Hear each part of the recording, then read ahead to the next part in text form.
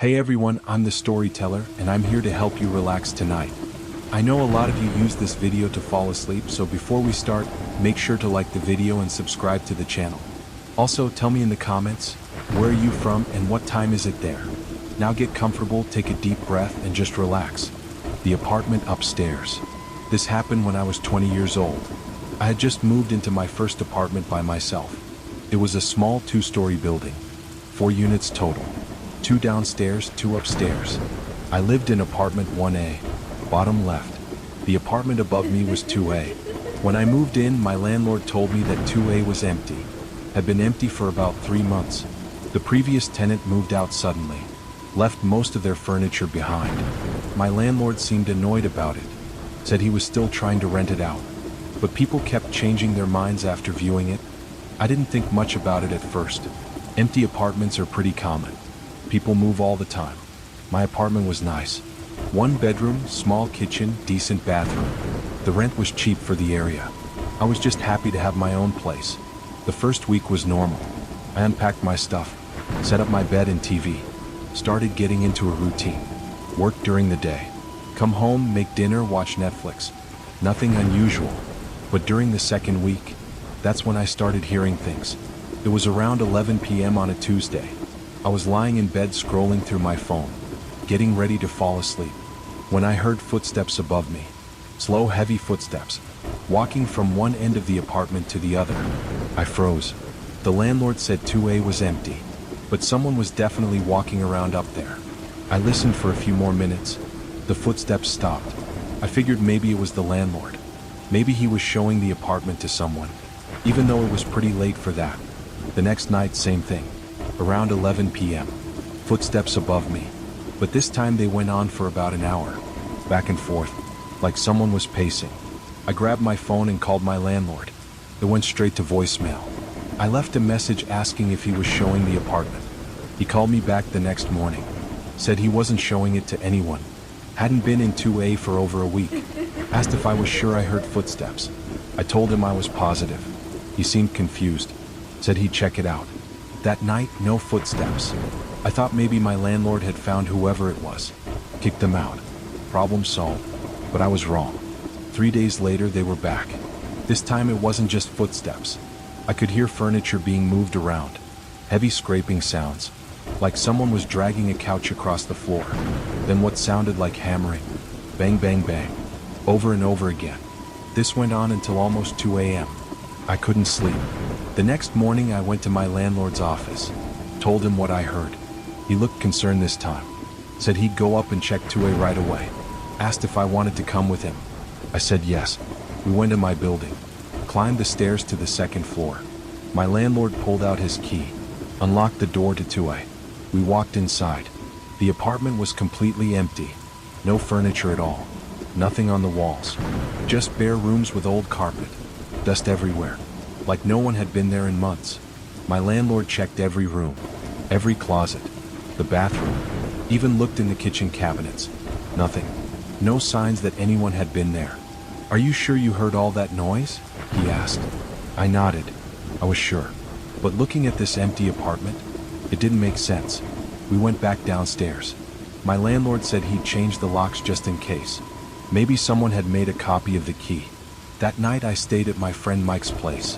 Didn't want to be alone in my apartment. The next evening I came back home. Everything seemed normal. I made dinner, watched TV, went to bed around 10:30. No sounds from upstairs. I thought the problem was fixed. But around midnight, I woke up to the sound of running water, like someone was taking a shower. The sound was coming from above me, from 2A. But that apartment was empty, and my landlord had changed the locks. I grabbed my phone, called him again. No answer. Left another message. The water kept running for almost an hour. Then it stopped. Everything went quiet. I didn't sleep the rest of that night. The next day my landlord called me back. He sounded frustrated. Said he checked 2A again that morning. Everything was still locked up tight. No signs of anyone getting in. And here's the weird part. He said the water had been shut off to that unit, disconnected when the last tenant moved out. There was no way anyone could be using the shower, even if they had gotten inside. But I know what I heard. Running water. clear as day. That weekend, I decided to do some research. I asked the other tenants in the building, Mrs. Garcia in 1B, the young couple in 2B, asked if they'd heard anything strange from 2A. Mrs. Garcia got this look on her face, like she didn't want to talk about it, but finally she told me. She'd been hearing things too. Footsteps, water running, sometimes what sounded like crying. She'd been living in the building for 2 years. Said it started about 6 months ago, right around the time the tenant in 2A moved out. The couple in 2B had only been there a month, but they'd heard things too. Said they almost moved out after the first week, but they'd already paid first and last month's rent. Couldn't afford to lose that money. Now I was really freaked out. It wasn't just me. Everyone was hearing things from that empty apartment. I asked Mrs. Garcia what she knew about the previous tenant, the one who moved out suddenly. She got quiet again, then told me his name was David. Nice guy in his 30s, lived alone. But about a year ago he started acting strange. Would bang on her door at weird hours, asking if she heard them walking around. Said people were in his apartment when he wasn't home, moving his things, using his shower. Mrs. Garcia thought he was having some kind of breakdown, mental health issues. The landlord thought so too. But then one night, Mrs. Garcia heard screaming from 2A, terrible screaming. She called the police. When they got there, David was gone. His door was wide open, but all his stuff was still there. His car was still in the parking lot, keys on the kitchen counter, wallet and phone too, like he just vanished. The police looked for him for weeks, never found him. Eventually ruled it a missing person case. The landlord had to clean out his apartment. Most of the furniture got donated. That's when the noises started. Right after David's stuff was removed, Mrs. Garcia thought maybe David's spirit was still there, still living in that empty apartment. I'm not really a believer in ghosts, but I couldn't explain what we were all hearing. That night I decided to stay awake, listen carefully to everything.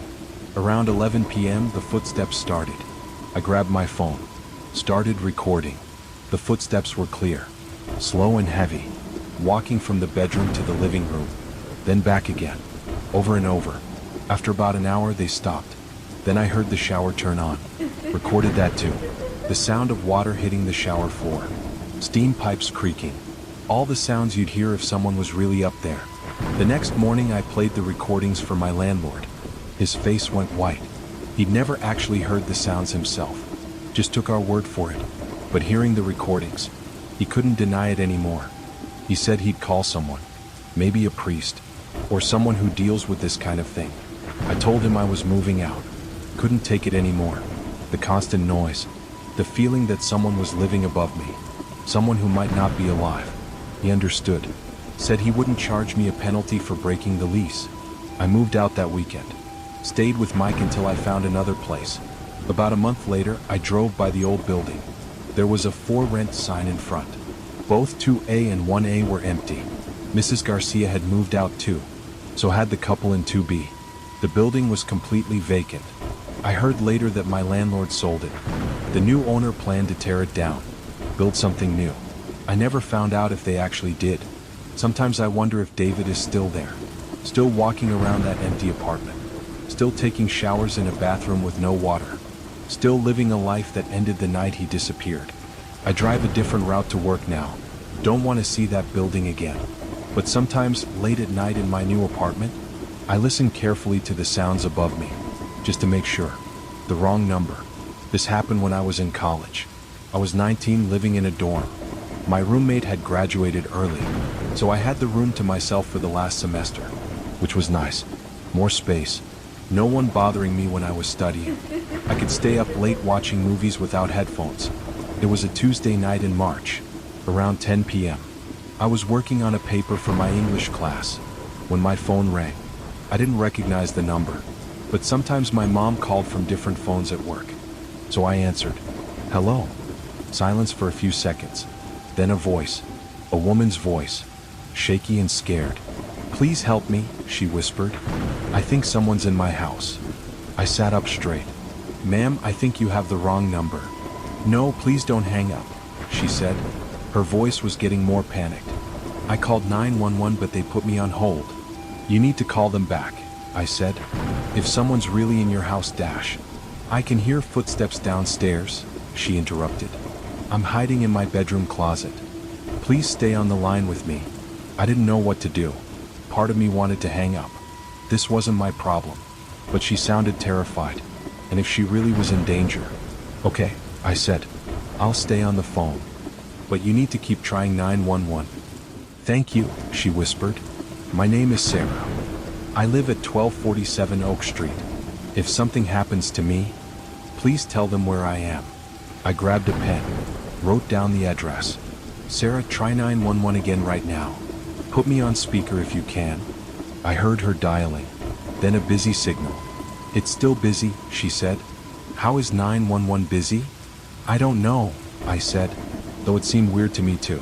What exactly did you hear downstairs? The front door opened about 10 minutes ago, but I didn't hear a car in the driveway, and I'm not expecting anyone. Then I heard footsteps in the kitchen. Slow footsteps, like someone was looking around. I could hear her breathing heavily. She was really scared. Are there other people you can call? I asked. Family? Neighbors? My husband is out of town on business. Won't be back until Thursday. The neighbors are an old couple. I don't want to scare them, and they probably can't hear their phone anyway. Just then I heard a sound through the phone. A creaking noise, like someone walking on old wooden stairs. Oh God, Sarah whispered. They're coming upstairs.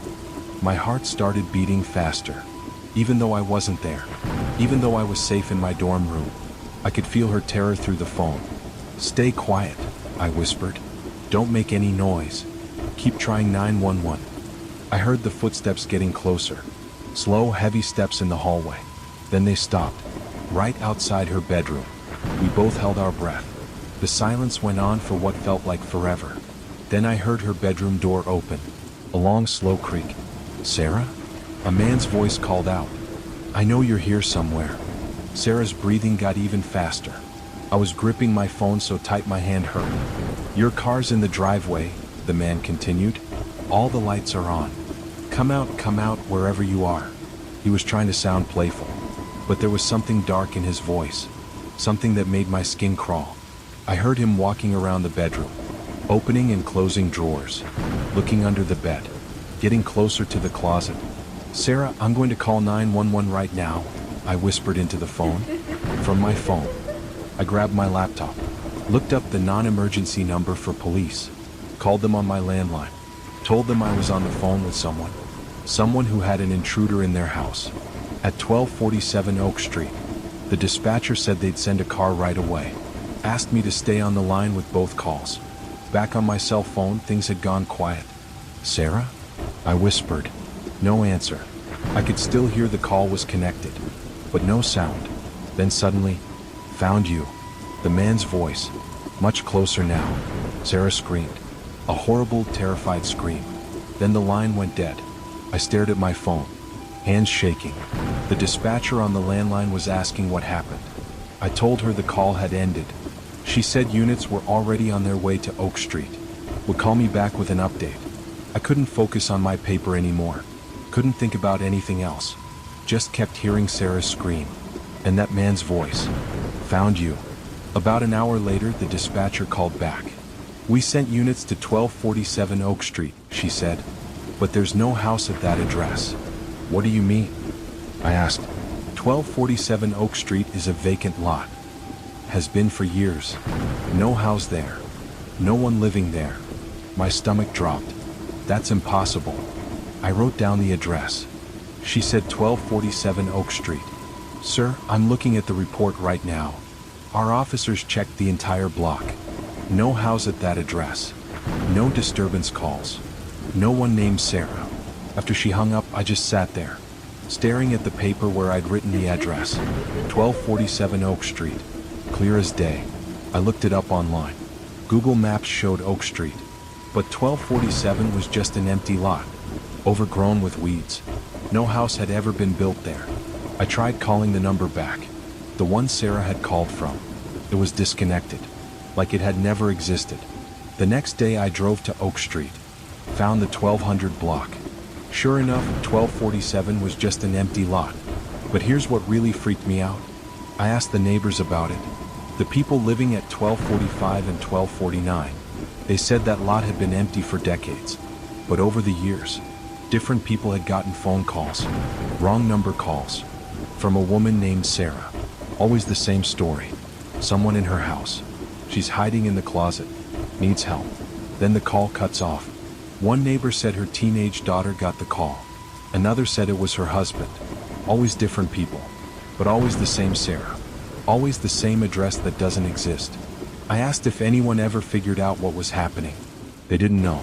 Just said it had been going on for years, maybe decades. Some kind of weird phone glitch or prank. But I heard that scream. I heard the terror in her voice. That wasn't fake. That wasn't a glitch. A few weeks later, I was talking to my friend Jessica about it. She got quiet when I told her the story. Then she said something that made my blood run cold.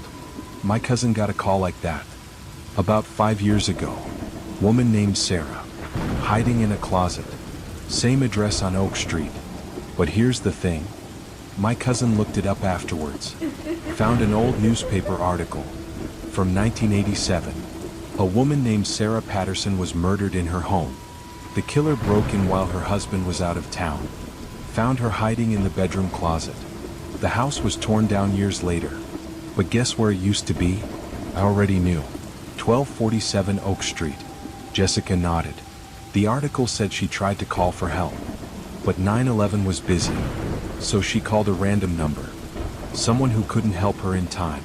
I never got another call from Sarah. But I saved that number in my phone. Just in case. Sometimes I wonder if she's still trying. Still calling random numbers. Still looking for someone who can save her. Someone who won't get there too late. I keep my phone charged at night now, just in case she calls again. Next time I'll be ready. Next time maybe I can help. Even though I know it's too late. It's been too late for over 30 years. But maybe that doesn't matter. Maybe she just needs someone to stay on the line.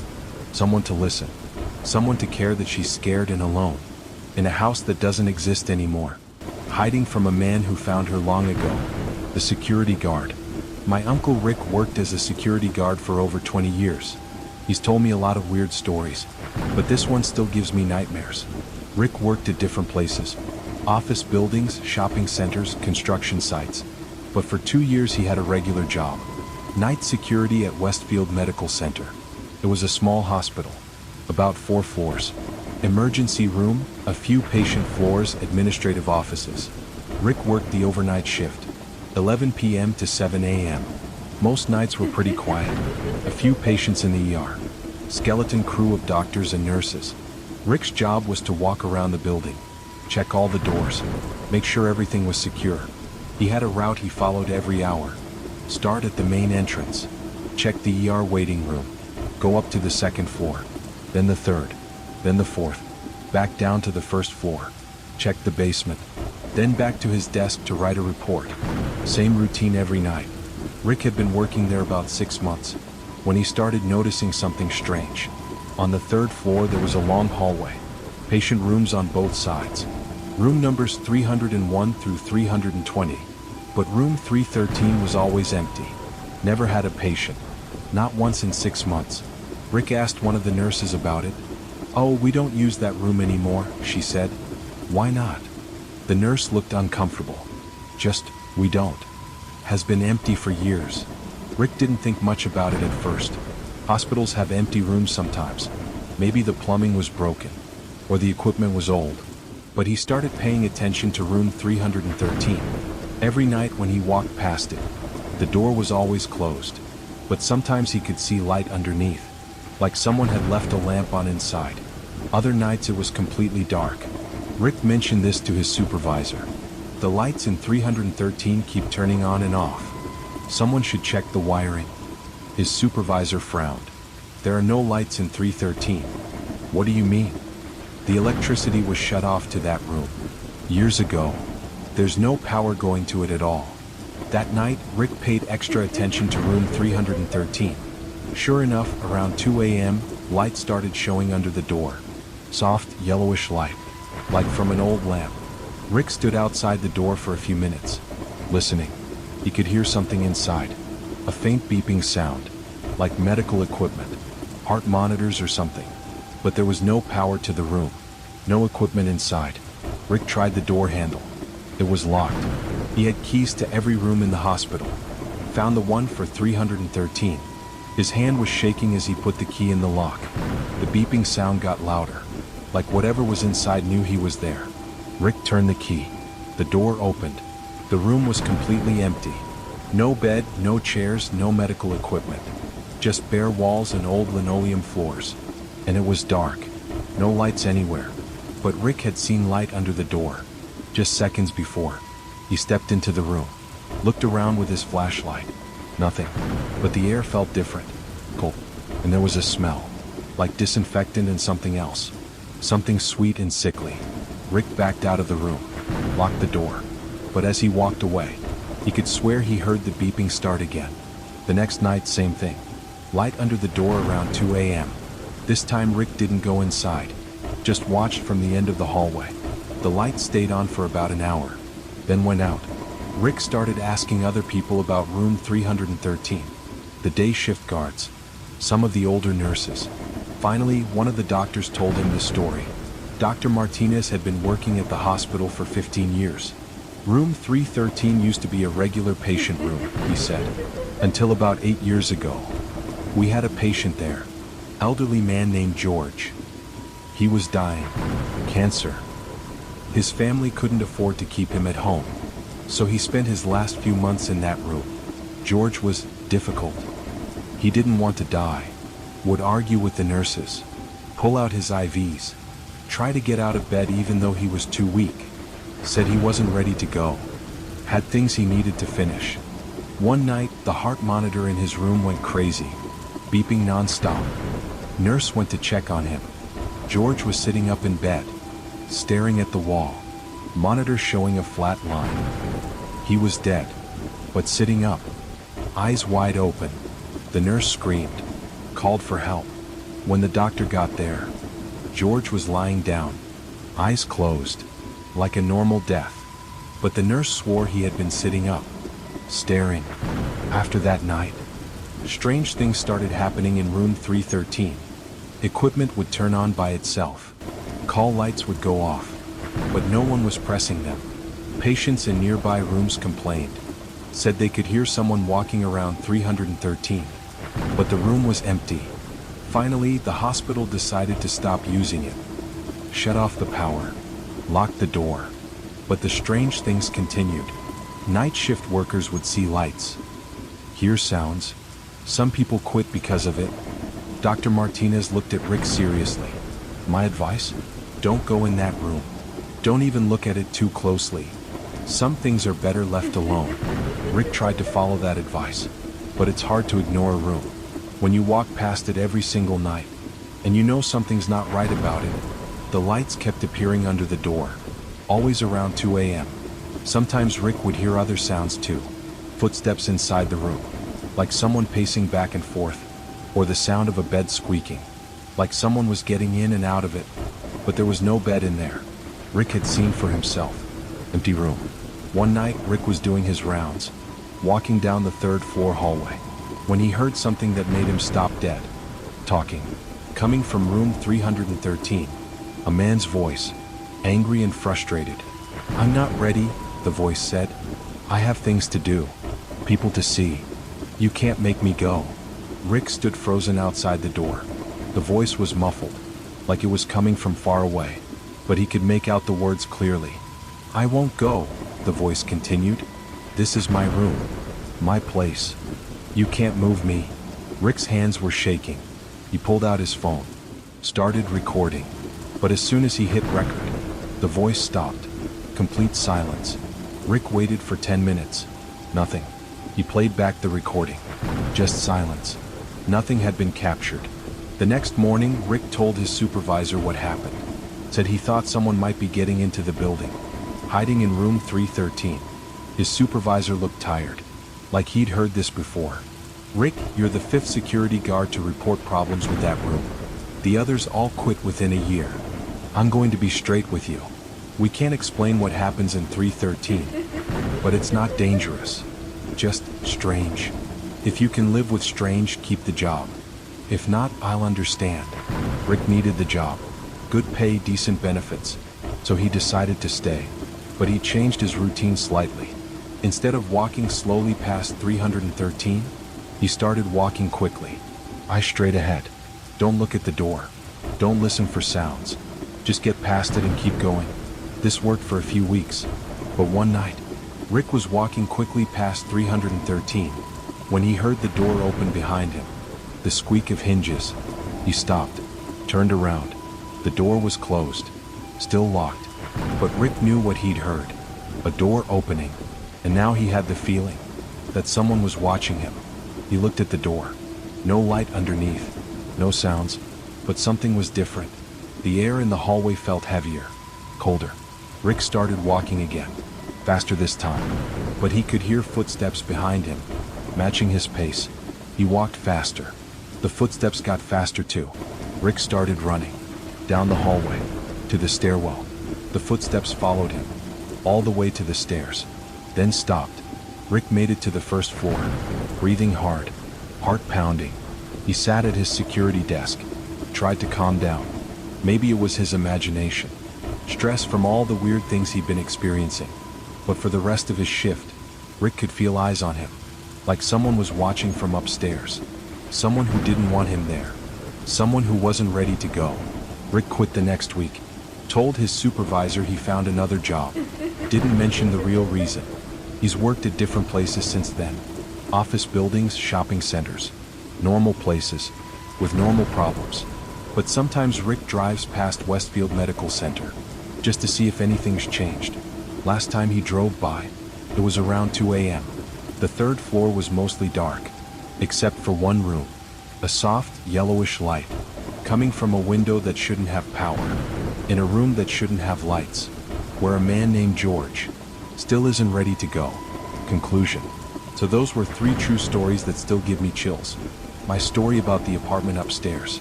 The wrong number from Sarah. And my uncle's experience with room 313.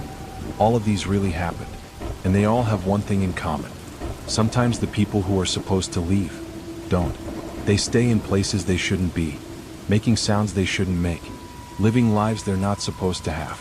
If you've had experiences like these, let me know in the comments. I love hearing true scary stories from viewers. And if you enjoyed these stories, make sure to hit that like button. Subscribe for more content like this. Ring the notification bell so you don't miss any uploads. I post new scary story videos every week. Thanks for watching. And remember, sometimes the scariest things are the ones that really happened. See you in the next video. The USB drive. I'm currently a sophomore in college. I came home last week for Thanksgiving break. But let me go back to when this all started. It was my freshman year. First semester actually. I was in the computer lab late one night. Maybe around 11 p.m. The campus was pretty empty. Most people were at parties or in their dorms. I needed to finish a programming assignment. My roommate was being loud so I couldn't focus. That's why I went to the lab. There was only one other person there. A girl I'd never seen before. She sat in the corner, far away from me. She had short black hair, wore all black clothes, and typed really fast. Like really, really fast. I didn't think much of it at first. I just focused on my work. But then I noticed something weird. She never looked at the screen. Not once. Her eyes were closed the whole time. But her fingers kept moving. Typing and typing. I tried not to stare. But it was hard not to. After about an hour she suddenly stopped. She stood up. Grabbed her backpack. And left. But she forgot something. A red USB drive was still in the computer. I waited a few minutes. Thought maybe she'd come back. But she didn't. I walked over to her computer. The screen was still on. It showed a document. Just one line of text repeated over and over. I can see you when you sleep. Thousands of times. Filling page after page. I pulled out the USB drive. Figured I'd turn it into Lost and Found tomorrow. Put it in my pocket. And went back to my work. I finished my assignment around 1 a.m. Walked back to my dorm. My roommate was asleep. I put the USB drive on my desk. And went to bed. The next morning I overslept. Missed my first class. Completely forgot about the USB drive. Days went by. Then weeks. I never saw that girl again. Never in the computer lab. Never around campus. Nowhere. Fast forward to last week. I was packing to come home. Found the USB drive in my desk drawer. I'd completely forgotten about it. I was curious, really curious, so I plugged it into my laptop. There were 3 folders. The first one was called Photos. I opened it. There were hundreds of pictures, all of the same person, sleeping. Different rooms, different beds, but always asleep. Then I recognized one of the rooms. It was from my dorm. Room 237, 2 floors up from mine. I knew because my friend Jake lived there.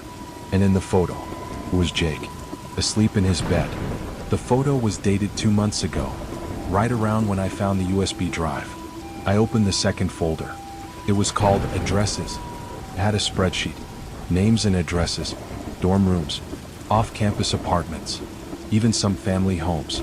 My name was on the list, my dorm room, but also my parents' house, the address I'm at right now. The third folder was called Tonight. There was one video file. I clicked on it. It was dark, hard to see, but it was someone's room. The camera was moving, like someone was holding it, walking through the room, slowly, quietly. Then I saw the person in the bed. They were asleep. The camera got closer and closer. Then I realized something. The room looked familiar, very familiar. It was my room, my dorm room, and the person in the bed was me. But here's the thing. I was watching this at home, 500 miles from campus. The video was dated yesterday. I haven't been in my dorm for a week. I called Jake immediately, asked him to check my room. He said my door was locked. Everything looked normal. But when he used the spare key I gave him, he found something, a red USB drive, on my pillow, exactly where my head would be. I told him not to touch it, to call campus security. They came and took it, said they'd investigate. But I know that girl is still out there, somewhere, watching, waiting, and I still don't know how she got that video, or why my name was on that list, or what she was planning to do. Tonight, the attic room. This happened when I was 16. I'm 20 now, but I still think about it. We had just moved to a new house. It was old, really old, like 1920s old. My parents got it cheap, because it needed work, lots of work. My room was in the attic. I actually liked it.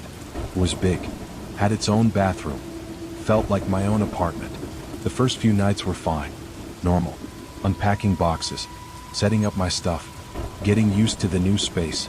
But then I started noticing things, small things at first. My books would be in different places, not where I left them. My closet door would be open. When I knew I closed it, I blamed it on being tired. Moving is exhausting. Maybe I was just forgetting things. Then one night I heard it, footsteps, above me. But that didn't make sense. I was in the attic. There was nothing above me, just the roof. I laid there listening. The footsteps were slow, deliberate, like someone pacing, back and forth, back and forth. I grabbed my phone. It was 3:17 a.m. I texted my mom, asked if she was awake. No response. The footsteps continued. I tried to convince myself. Maybe it was an animal, raccoons or something, but it sounded too heavy, too human. The next morning I asked my parents. They hadn't heard anything. Said it was probably just the house settling.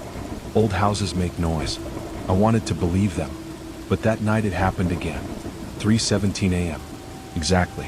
Footsteps above me. This time I recorded it on my phone. In the morning I played it for my parents. They heard it too. My dad went up to check the roof. Found nothing. No animals. No way for anyone to be up there. We called an exterminator, just to be sure. He found nothing. No signs of animals. No entry points. Nothing. But the footsteps continued. Every night. 3:17 a.m. Always the same time. I started sleeping with earbuds in, music playing, trying to block it out. But I could still feel it, the vibrations through the ceiling. One night I'd had enough. I decided to investigate. I waited until 3:15 a.m., got dressed, grabbed a flashlight, and quietly went downstairs. I went outside, looked up at the roof. At exactly 3:17 a.m., I saw something, a shadow, moving across the roof. But it wasn't on the roof. It was under it, like someone was in the attic, in my room. But I was outside. I ran back inside, up to my room. It was empty, but my window was open. I never opened that window. It's painted shut, has been for years, but it was wide open, cold air pouring in. I closed it, or tried to. It wouldn't budge, like someone was holding it open. From the outside, I pulled harder. Finally it slammed shut. I turned around and froze. There were footprints on my ceiling. Actual footprints, in dust, like someone had been walking, upside down, above my bed. I took pictures, showed my parents. We moved out that week, stayed in a hotel, until we found a new place. The house is still for sale. Been over 4 years now. No one stays long. And sometimes, when I drive by, I swear I can see someone, in my old window, standing on the ceiling, watching. The school basement. I need to tell someone about this. It happened last year, junior year of high school. I was 17. I'm 18 now and in college, but I still have nightmares. Our school was old, built in the 1950s. It had this basement, where they kept old equipment, broken desks, old textbooks, stuff like that. Students weren't supposed to go down there, but everyone knew about the door. It was in the back hallway, near the gym. Usually it was locked, but that day it wasn't. I was staying after school, basketball practice. I'd forgotten my water bottle, went back to get it. The hallways were empty, kind of creepy, but I'd done it before. As I passed the basement door, I noticed it was open, just a crack. I don't know why I stopped. Curiosity, I guess. I pushed it open, looked down the stairs. It was dark, but I could see a light at the bottom, flickering, like a candle. I should have left. I know that now, but I went down. The stairs creaked, really loud. The light got brighter as I got closer. At the bottom was a long hallway, concrete walls, pipes on the ceiling. The light was coming from a room at the end of the hall. I walked slowly. My footsteps echoed. When I got to the room, I peeked inside. There were candles everywhere, dozens of them. And in the middle, someone was sitting, facing away from me. They were writing, in a notebook, writing fast, pages and pages. I couldn't see who it was, but then they spoke, without turning around. "You're late." Their voice was weird, raspy, like they'd been screaming. I froze, couldn't move, couldn't speak. I said, "You're late." They turned around. It was a teacher, Mr. Peterson, but something was wrong. His eyes, they were all white, no pupils, no iris, just white. He smiled. His teeth were black, all of them. "Sit down." He pointed to a desk. I don't know why, but I sat. My legs just moved on their own. He went back to writing. I looked at the walls. They were covered in photos, school photos, of students, hundreds of them. Some were old, really old, black and white. Others were recent. I recognized some kids. Then I saw my photo, from last year's yearbook. It had red X's over my eyes. "You're special," he said, still writing. "All of you are special." I looked at the photos again. All of them had red X's over their eyes. "What do you want?" I managed to ask. He laughed, but it sounded wrong, like choking. To finish my list, he held up the notebook. I could see names, so many names. Some were crossed out, in red ink. My name was there, near the bottom, not crossed out yet. 43 years, he said. 43 years I've been collecting. I stood up, tried to run, but my legs wouldn't work. "Sit down," he said again, and I did. I couldn't help it. "You'll understand soon." He went back to writing. I sat there, for hours, or what felt like hours, watching him write. Finally he stopped, closed the notebook, stood up. "Time to go," he said. He walked past me, up the stairs. I followed. I could not follow. When we got to the main floor, it was dark outside, really late. The school was empty. He walked to the front door, turned to me. "Tomorrow," he said. "Same time." Then he left. I could move again. I ran, all the way home. My parents were furious. It was past midnight. I'd been gone for 6 hours.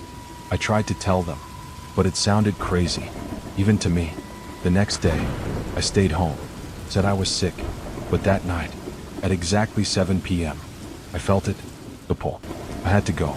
I fought it, locked myself in my room, but at 7:17, I blacked out, woke up in the basement, sitting at the desk.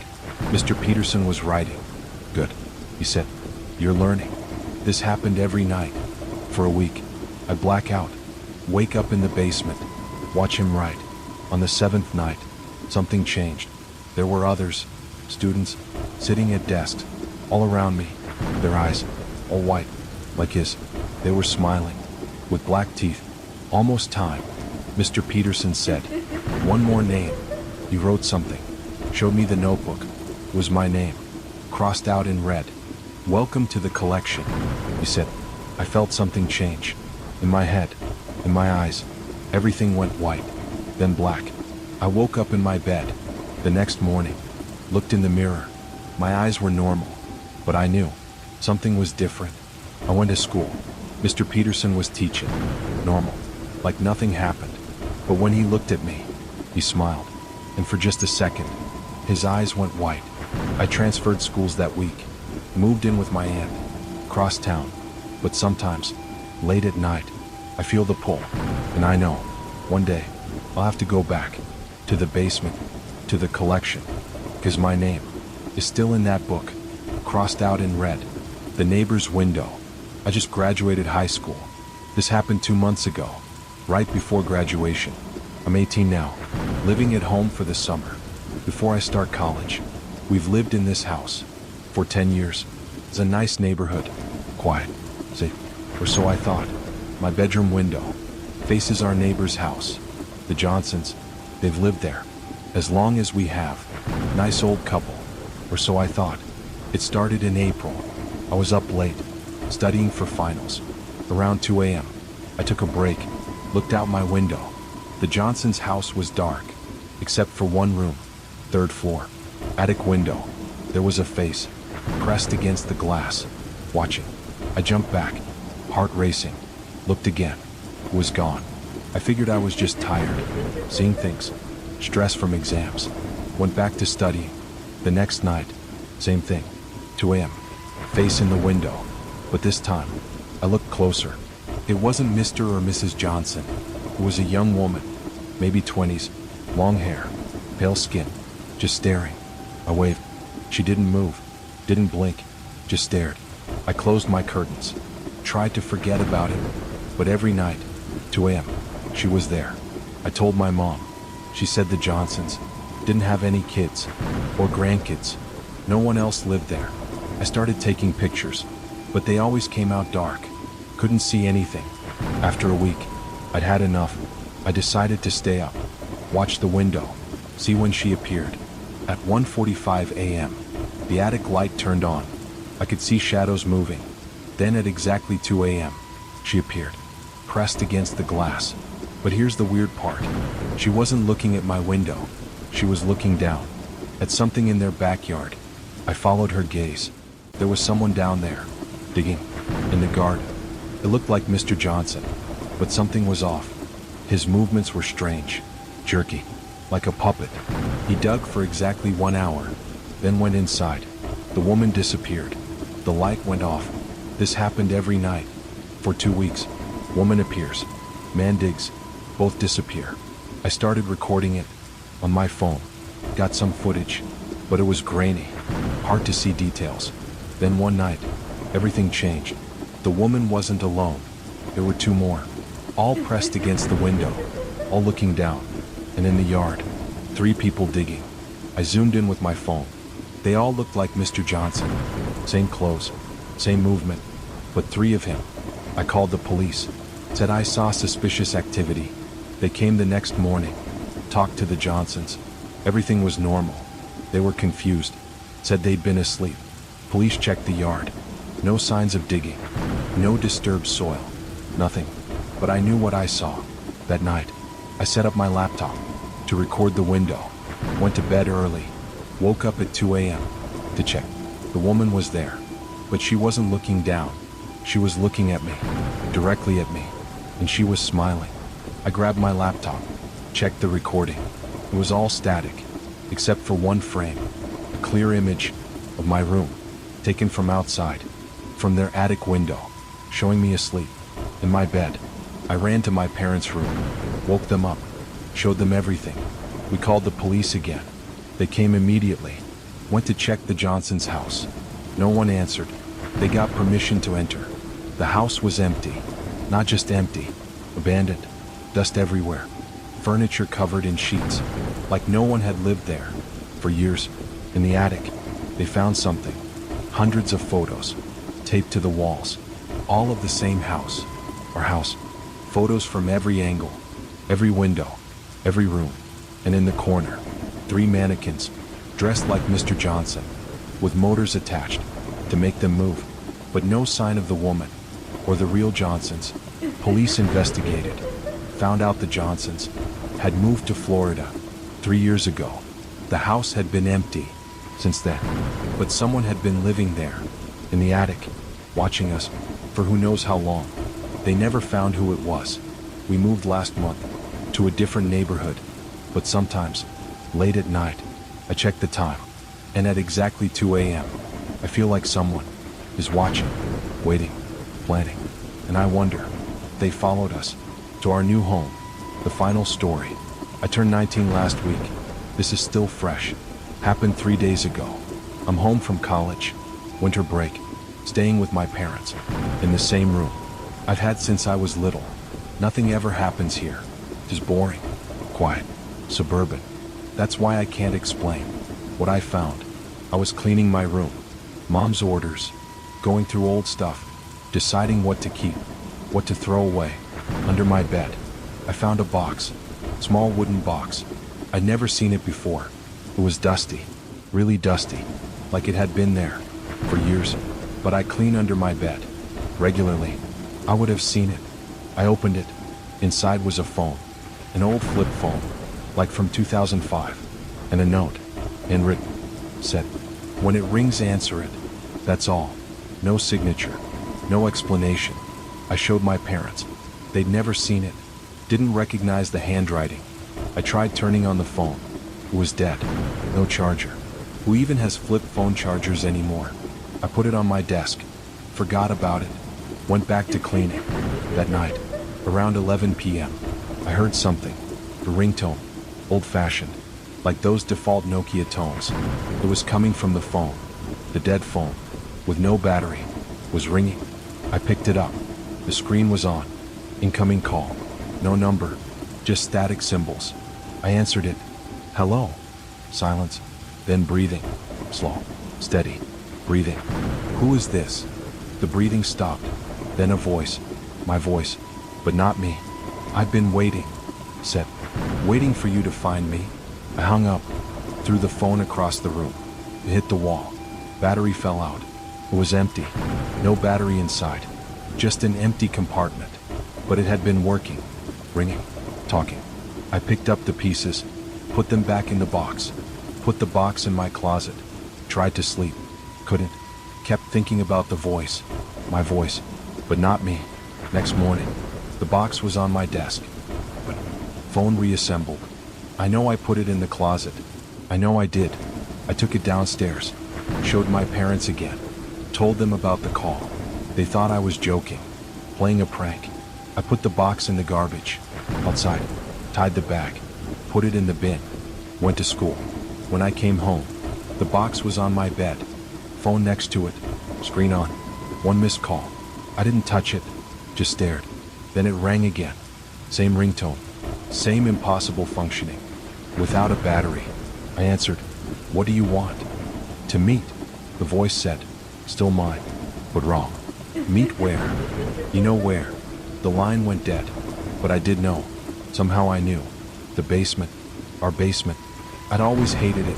Dark. Cold. Smelled weird. Like metal and mint. I went down. Had to. Felt pulled. At the bottom of the stairs was a door. But we don't have a door there. Just a wall. Always been just a wall. But there was a door. A wood.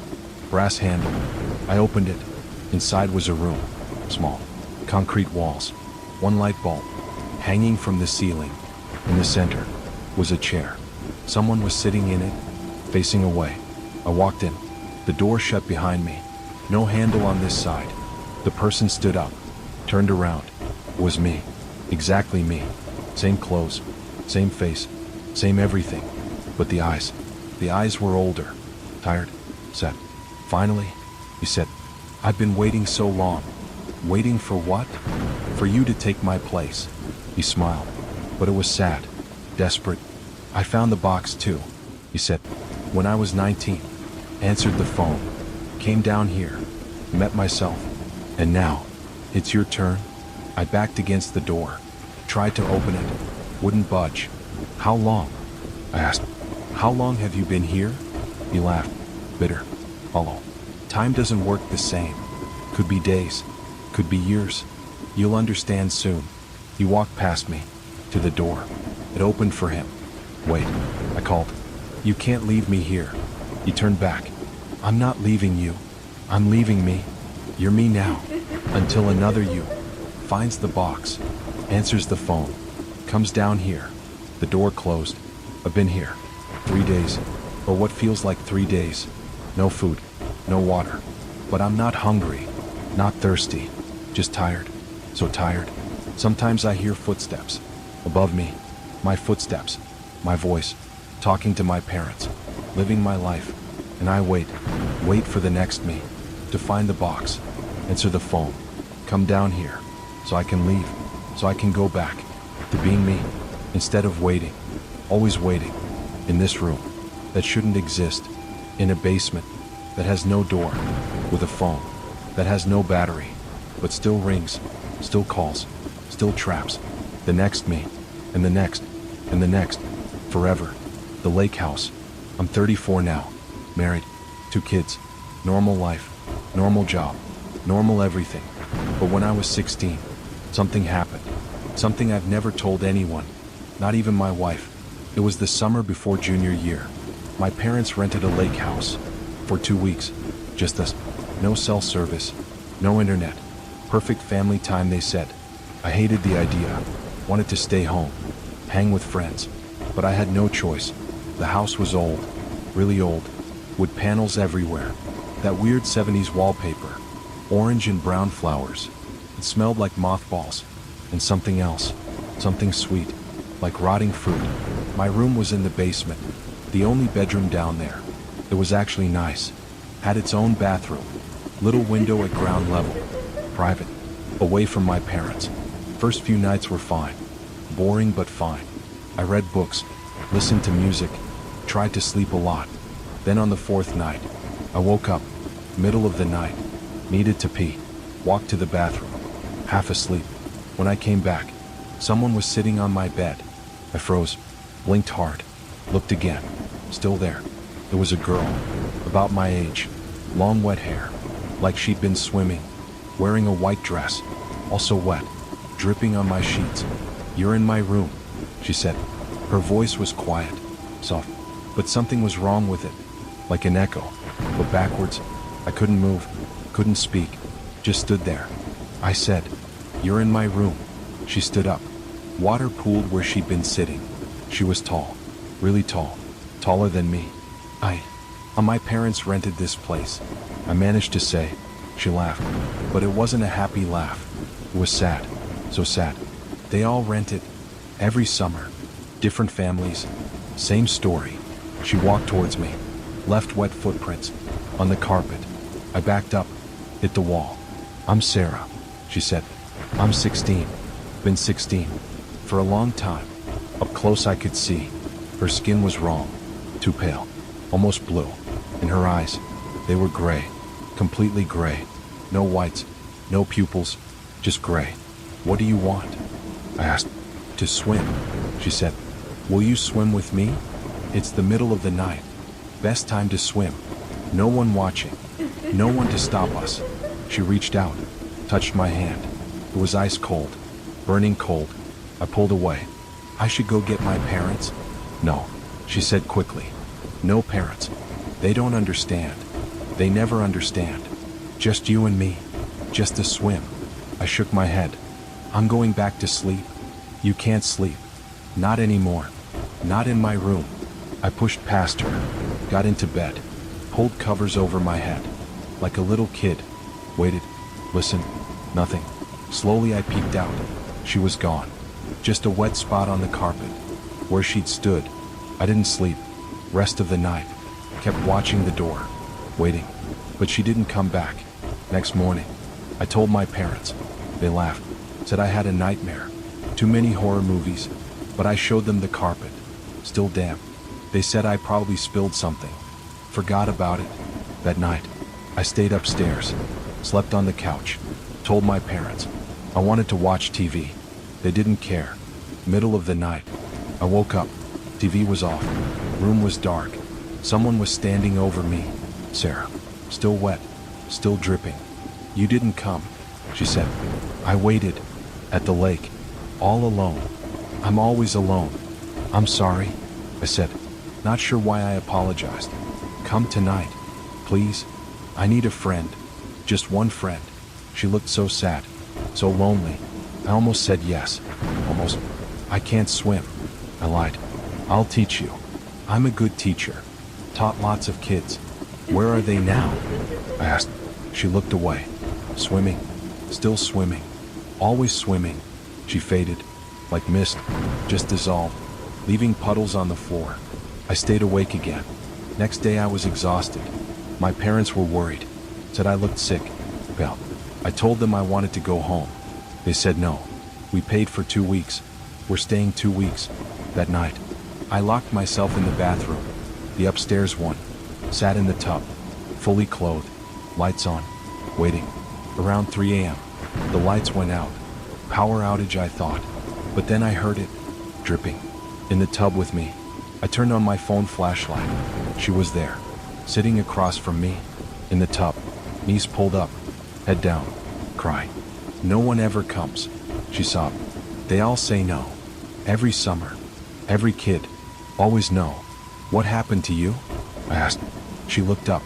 Tears mixed with lake water. I drowned. Summer of 1976. My parents rented this house. Just like yours. I snuck out.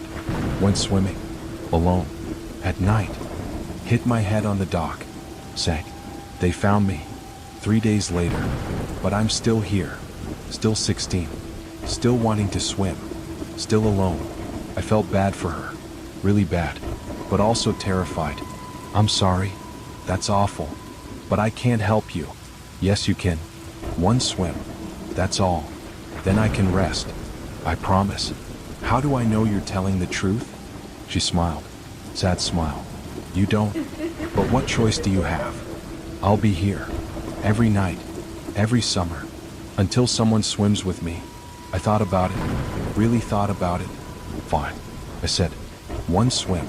Tomorrow night. Really? Her whole face changed. Lit up. Almost looked alive. Really? Midnight. At the dock. I'll be there. She hugged me. Freezing wet hug.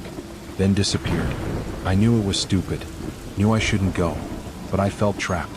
Couldn't leave. Couldn't sleep. Couldn't escape her. Next night. 11:55 p.m. I snuck out. Walked to the lake. It was dark. No moon. No stars. Just black. She was there. Standing on the dock. Still in that white dress. You came. She sounded surprised. Happy. I said I would. They all say that. But you actually came. She held out her hand. Ready? I took it. Cold as always. We walked to the end of the dock. Water looked like oil. Black and thick. I don't know about this. Trust me. It's nice. Peaceful. You'll see. She jumped. Pulled me with her. The water was freezing. Knocked the breath out of me. I surfaced, gasping. She was right there.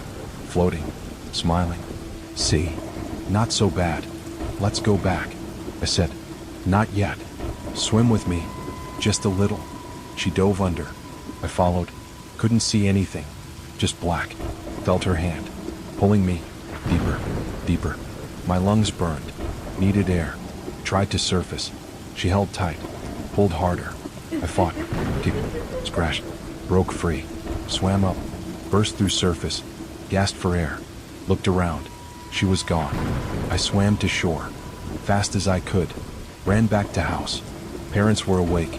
Police there. I'd been gone 3 hours. They were frantic. I told them I went for a walk. Got lost. They didn't believe me. But what could I say? A ghost tried to drown me? We left next morning. My parents were too freaked out. Never went back. But every summer, I checked the rental sites. That house is always available, always empty. Mid-July, same 2 weeks. And in the reviews, sometimes people mention their teenagers having nightmares about a wet girl wanting to swim. I'm 34 now, with my own kids. My daughter just turned 16. Yesterday she asked if we could rent a lake house for vacation.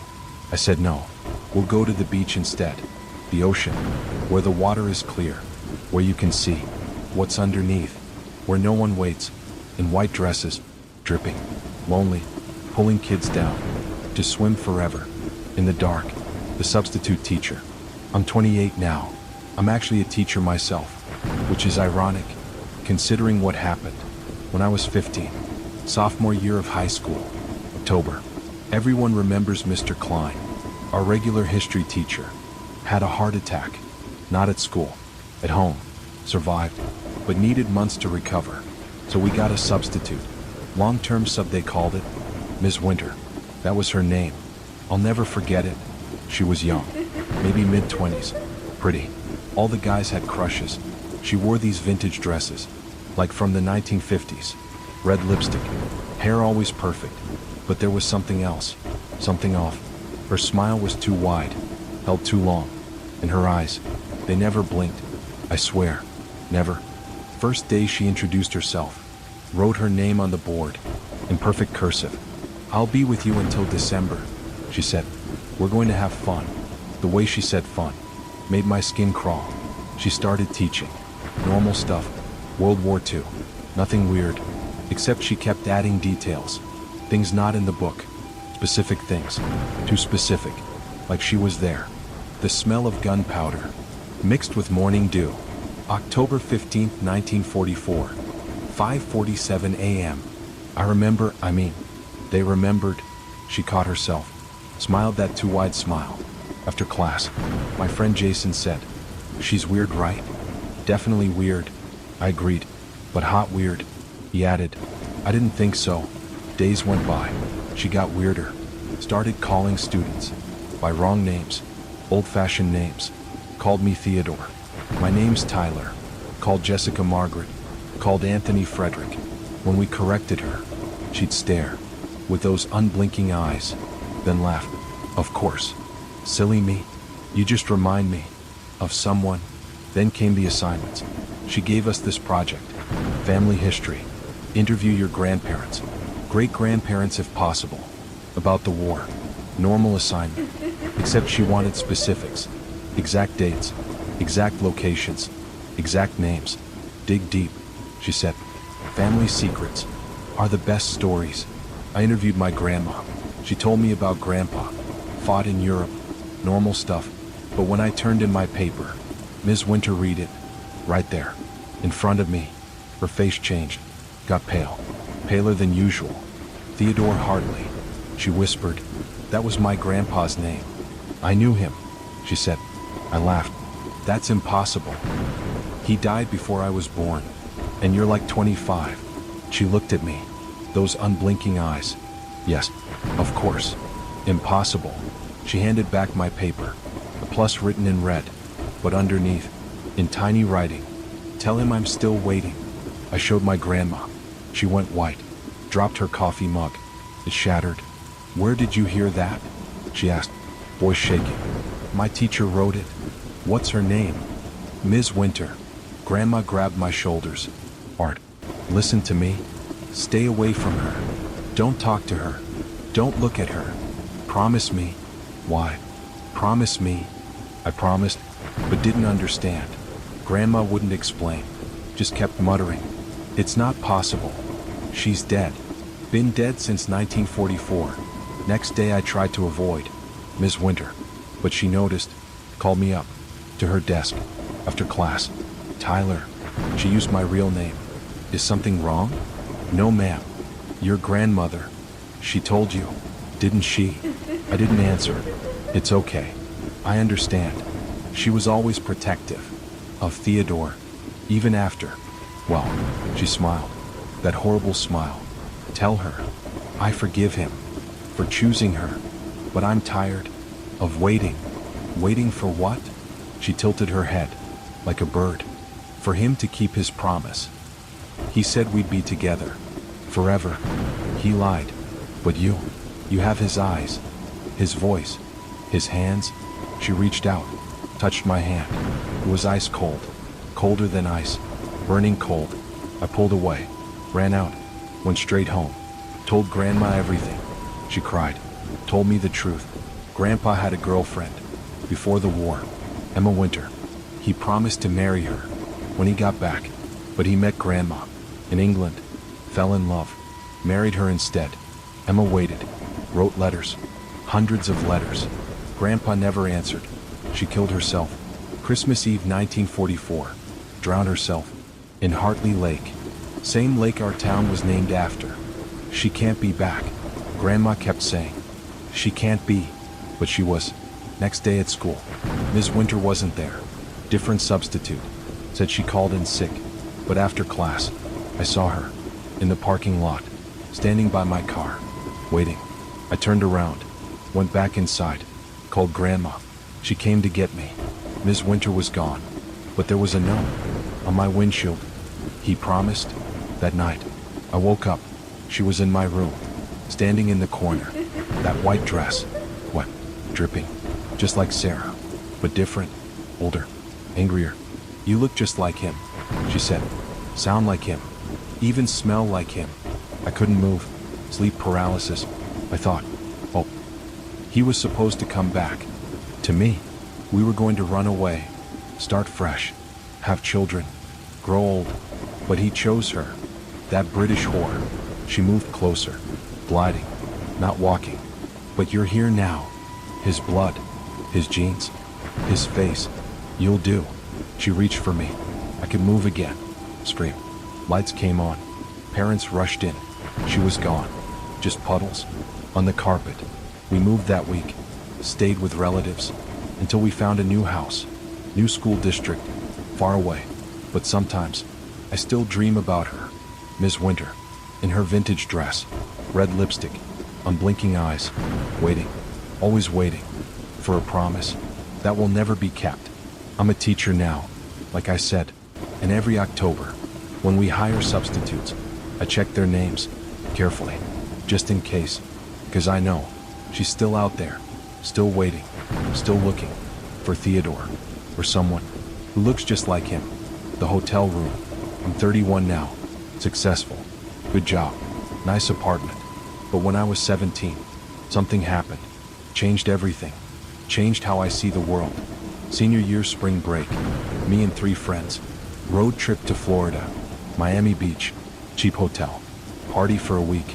That was the plan. We drove straight through, took turns, 24 hours, got there exhausted, checked in around noon. The hotel was sketchy, really sketchy, but cheap. That's all we cared about. 2 rooms, 2 guys each, me and my friend Marcus. Room 412, 4th floor, end of the hall. The room was gross, stained carpet, weird smell. Bed covers looked crusty, but whatever. We weren't there to sleep. We threw our bags down, changed clothes, hit the beach. First night was great. Parties, girls, typical spring break. Got back around 4 a.m. Drunk, tired, passed out immediately. Woke up around noon. Marcus was already up, sitting on his bed, staring at the wall. You good? I asked. Yeah, just tired. But he looked weird, pale, bags under his eyes, like he hadn't slept. You sleep okay? Not really. Kept having weird dreams. About what? He shrugged. Can't remember. Just weird. We went out again. Beach all day, clubs all night, but Marcus was off, quiet, kept checking his phone, looking over his shoulder, paranoid. Dude, what's wrong? I don't know, just feel like someone's watching. I laughed it off. Too much drinking, not enough sleep. But that night, back in the room, I felt it too, like eyes on me, constant, unwavering. I checked the windows, curtains closed, checked the door, locked, deadbolt. But the feeling stayed. We tried to sleep. I dozed off, woke up to Marcus, sitting straight up, in bed, staring at the ceiling. Marcus. He didn't answer, didn't move, just stared. Marcus. Nothing. I got up, waved my hand. In front of his face, no reaction. Then he spoke, but it wasn't his voice. It was deeper, older. Room 412, he said. Always room 412. They always put them in room 412. What are you talking about? Young boys, spring break, every year. Same room, same beds, same ending. Then he laid back down, closed his eyes, started snoring. I didn't sleep, rest of the night. Next morning, Marcus didn't remember anything, said I was making it up, trying to freak him out. But he still looked terrible. Worse actually, that day I did research on my phone, looked up the hotel, found old reviews, complaints, and there it was, multiple mentions. Room 412, people requesting, room changes, complaints about, feeling watched, bad dreams, cold spots. One review stood out, from 2011. My son stayed in 412, came home different, won't talk about it, won't tell us what happened, just sits and stares. Had to put him in therapy. Avoid this room. I showed Marcus. He went pale. We're switching rooms, he said. But when we went to the desk, they said hotel was full. No other rooms. Spring break. Everything booked. That night, we stayed in. Didn't party. Just sat on our beds, waiting. For what? We didn't know. Around 2 a.m., the TV turned on. Static. Loud static. I grabbed the remote, turned it off, turned back on. I unplugged it. The screen stayed on. Impossible. But there it was. And in the static, I started seeing things. Faces. Young faces. Boys. Teenagers. All looking scared. All mouthing something. I couldn't make out. Marcus saw it too. What are they saying? He whispered. I looked closer. Read their lips. Get out. Over and over. Get out. Get out. Get out. Then the static cleared. Showed our room. But not current. Old footage. Grainy. Black and white. A man entered. Tall. Thin.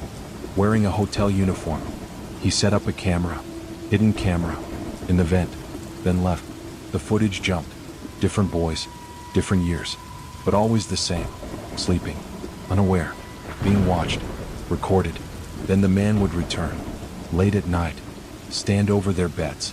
Just watching. Sometimes touching. Their hair. Their faces. While they slept. Marcus ran to the bathroom. Threw up.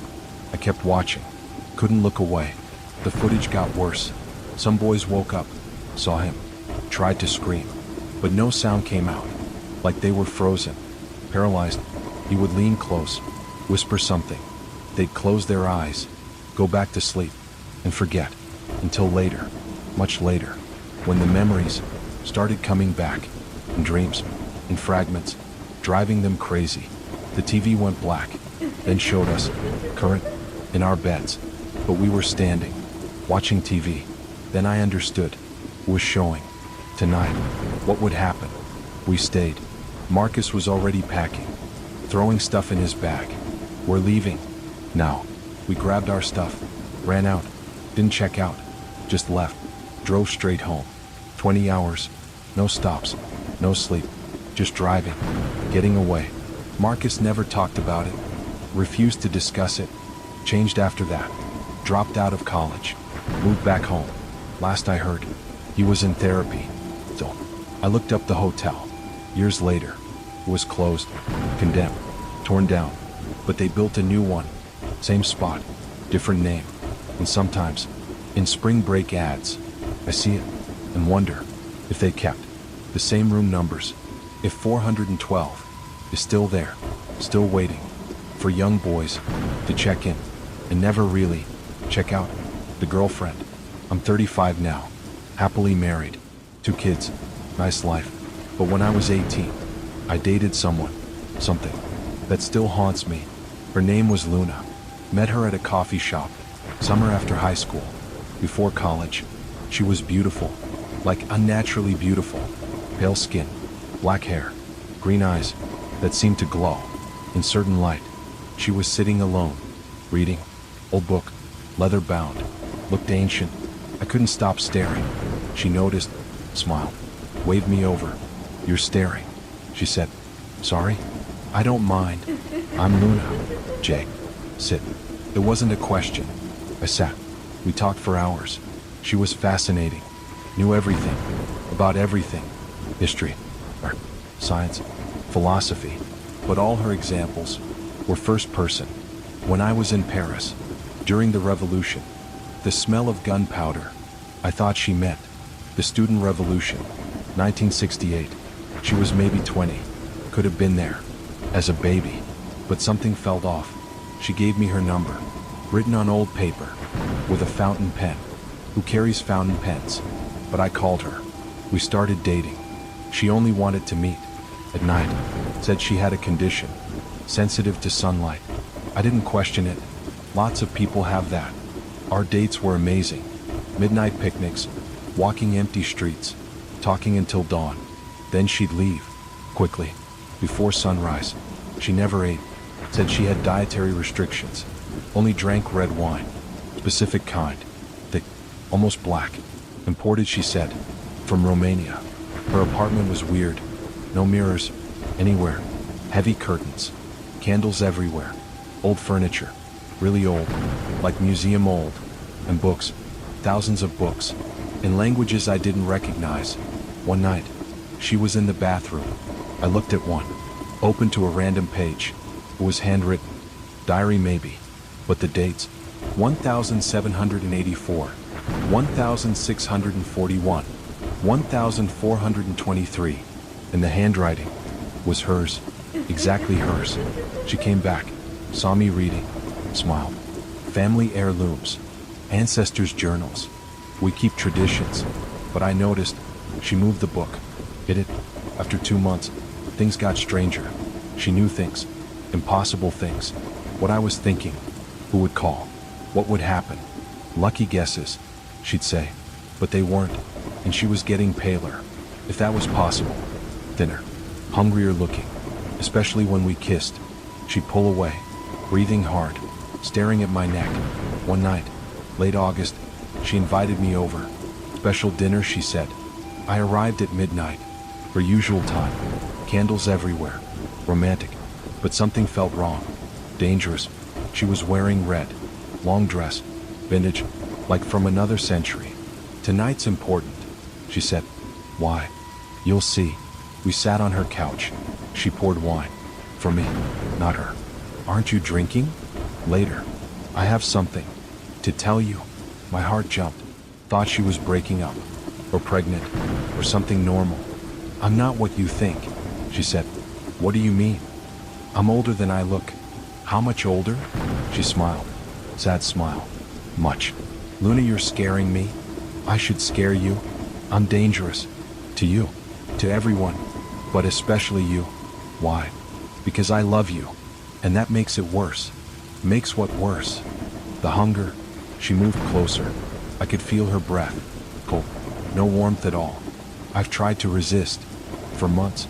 But I can't. Anymore. Luna, what are you dash? She moved fast. Impossibly fast. Pushed me down. Was on top of me. Her eyes were different. Red now. Glowing red. And her teeth. Fangs. Actual fangs. I tried to scream.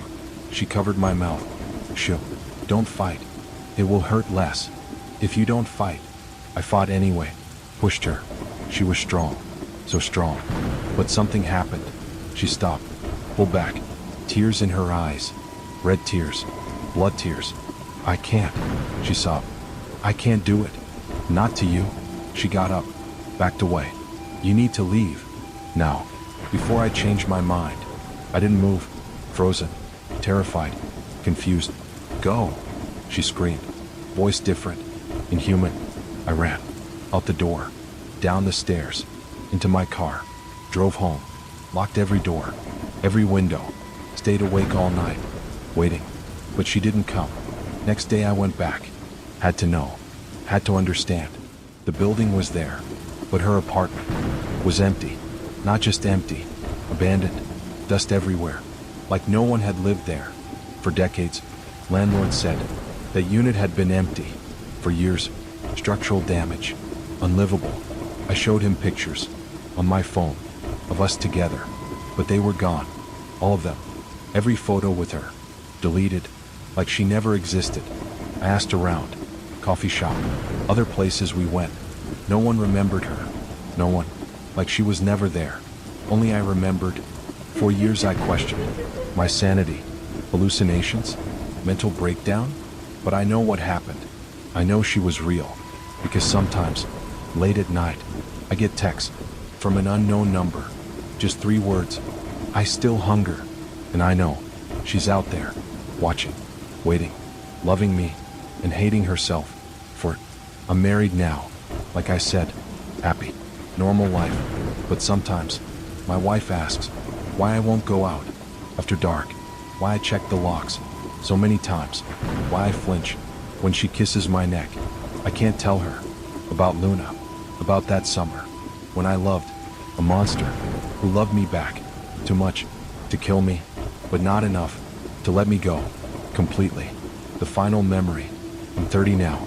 This is the last story, the worst one, the one I've never told. Happened when I was 14, freshman year, high school. I was small for my age, quiet, easy target. There was this group, seniors, football players. They made my life hell.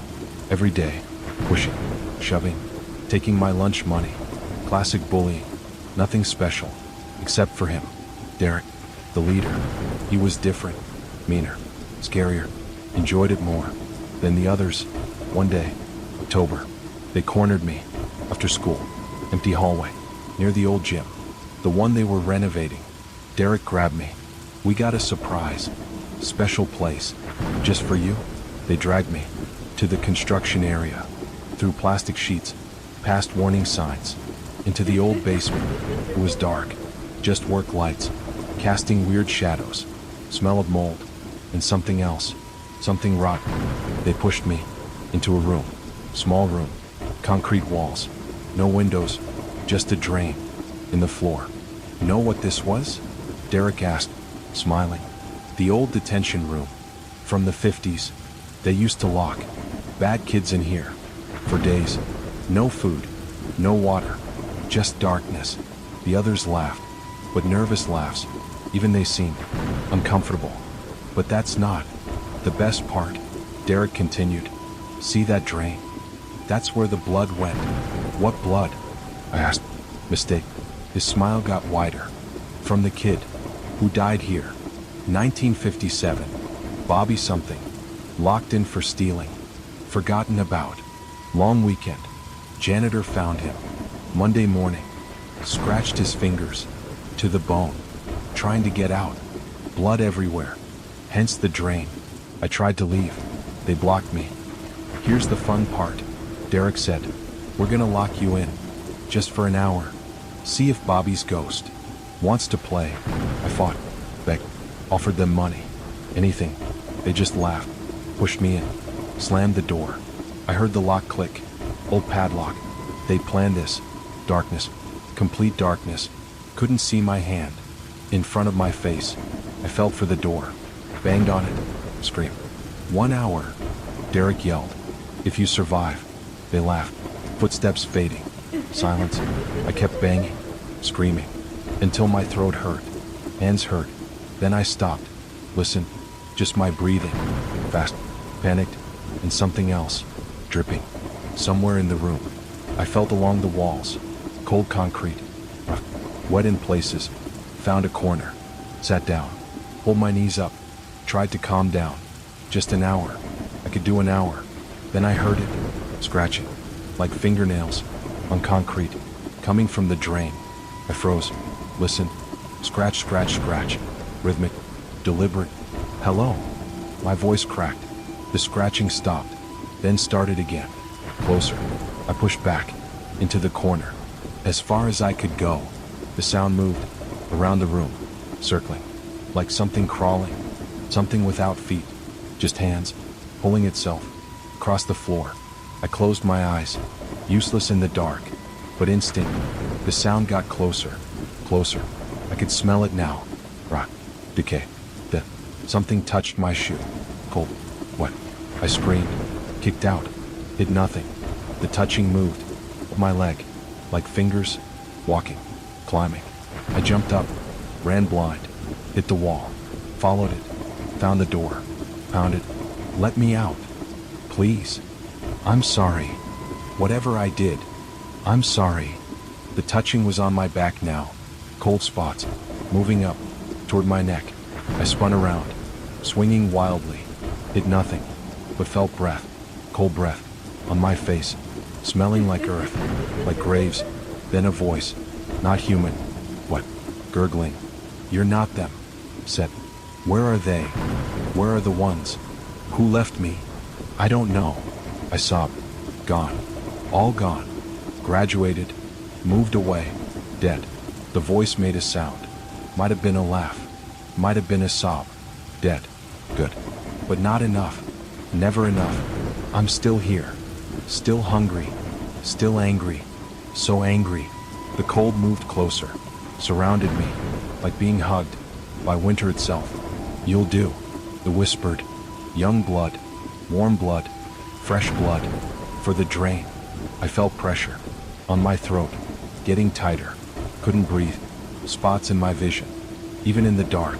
Seeing spots. Then light. Sudden blinding light. The door opened. Not Derek. The janitor. Oh God. Tom. What the hell? He pulled me out. I collapsed. Gasping. Crying. He saw the padlock. Got angry. Really angry. Those little shits. I told them. Stay out of here. You okay, kid? I nodded. Couldn't speak. Throat hurt. Everything hurt. Come on. Let's get you cleaned up. Call your parents. And the principal. As we left, I looked back. At the room.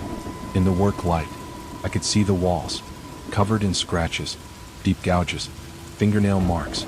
And words. Scratched words. Let me out. Over and over. And in the center. The drain. Plugged.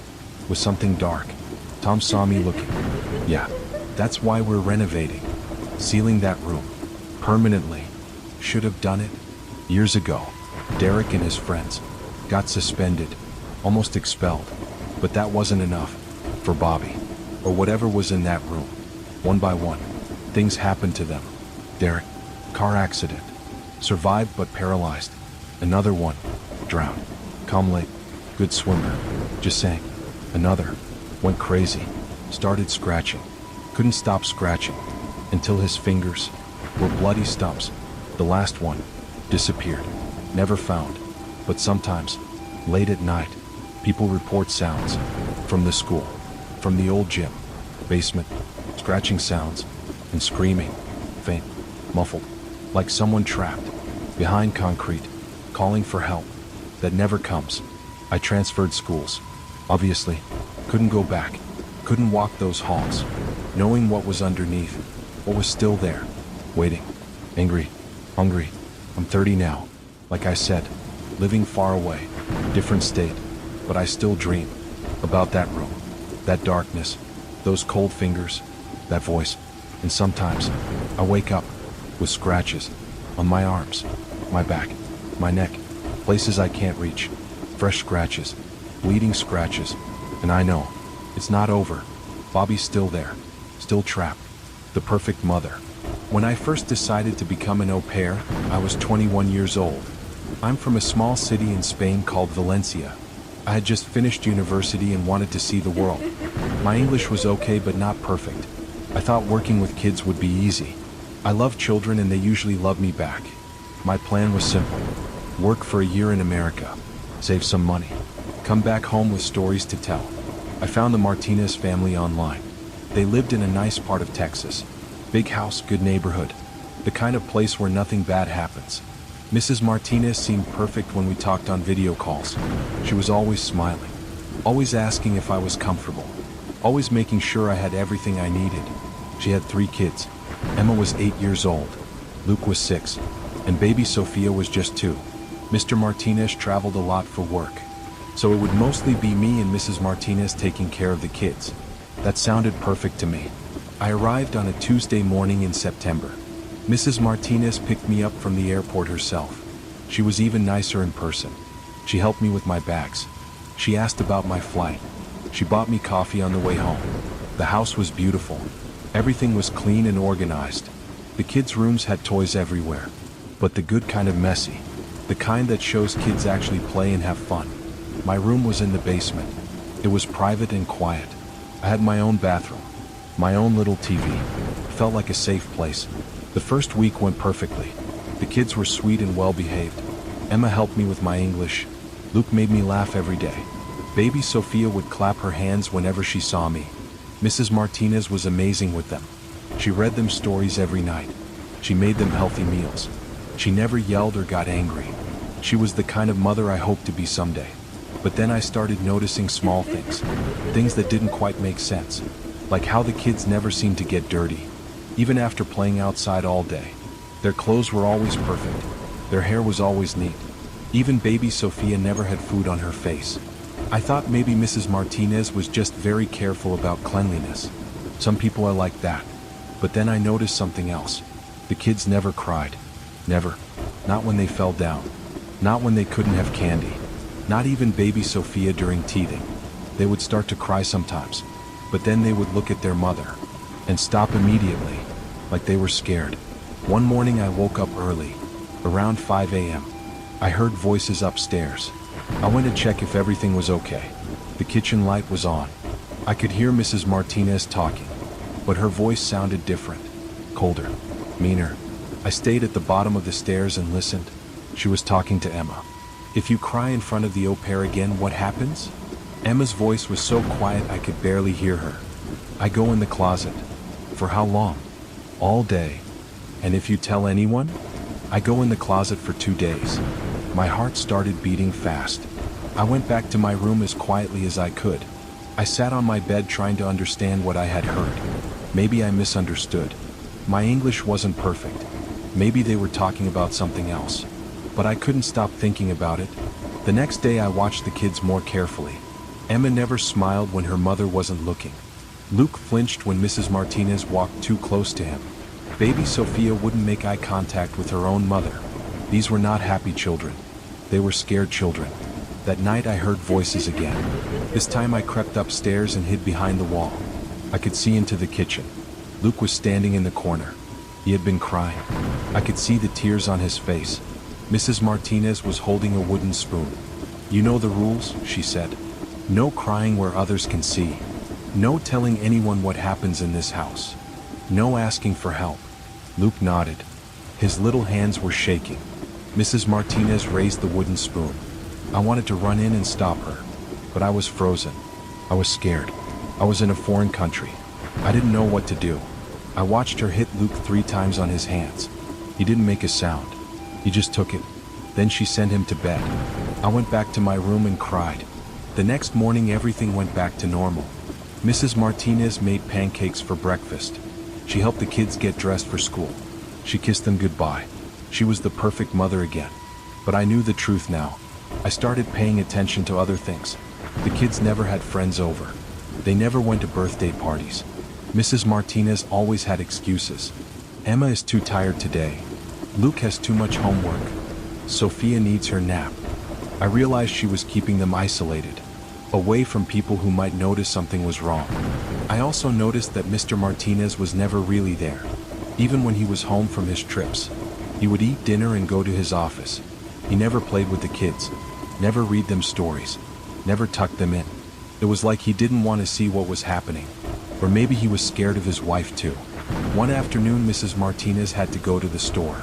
She left me alone with the kids for 2 hours. As soon as her car was gone, Emma started talking.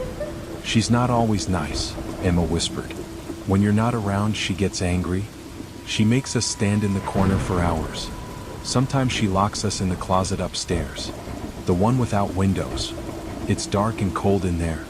Luke joined the conversation. She says if we tell anyone, we'll never see each other again. She says she'll send us to different families. Families who don't want us. Baby Sophia couldn't talk much yet, but she pointed to her arm. There were small bruises there. Finger-shaped bruises. From being grabbed too hard. I felt sick to my stomach. These beautiful children were being hurt. Every single day. And no one knew. I wanted to call the police right away. But the kids begged me not to. Please don't tell, Emma cried. She'll know it was us. She'll hurt us more. I promised them I wouldn't say anything yet. But I knew I had to do something. I started keeping a journal, writing down everything I saw.